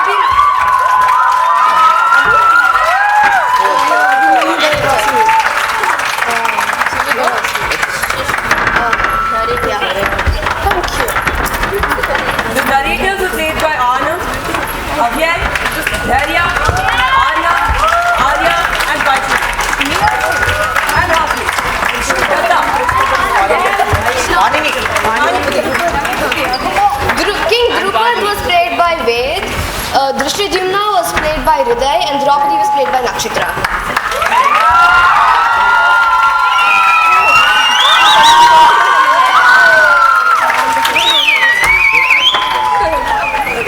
The unity was performed by these people.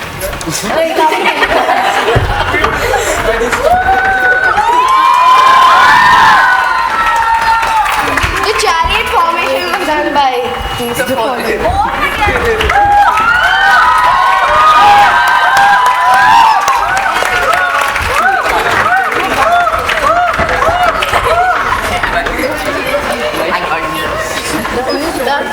Karan, Arya and other singers lit up this Nepal music.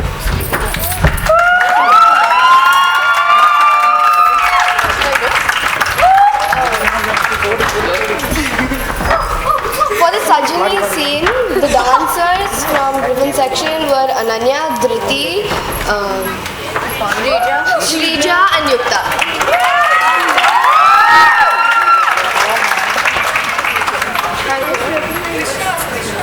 We said first. The snacks and refreshments is provided by Gopal and the gang.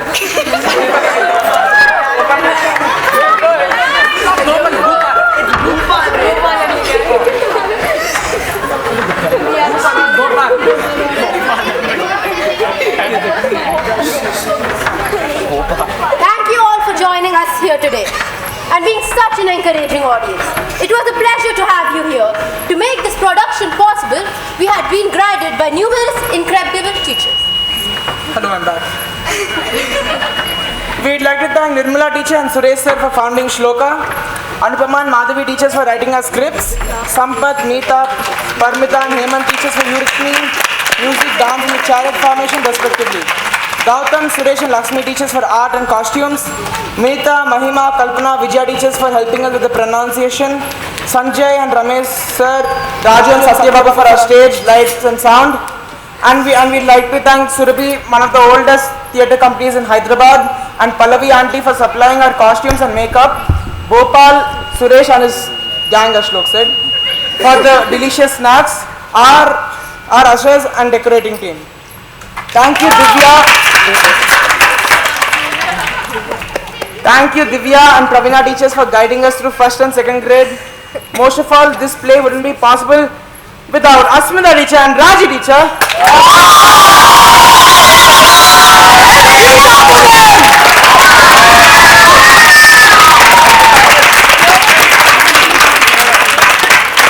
A special thanks to Raji teacher for standing by us during our hard times in these 5 long years. Her patience was and truly is as long as Draupadi's sari.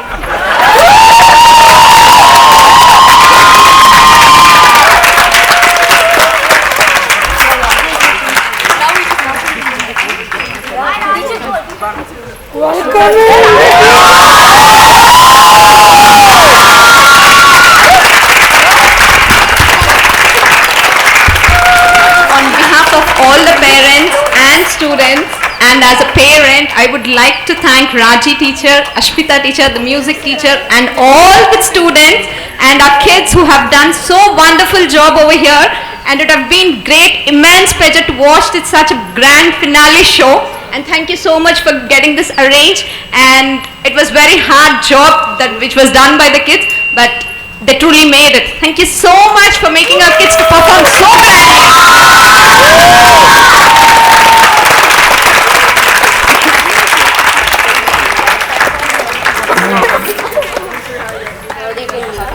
Now you can leave.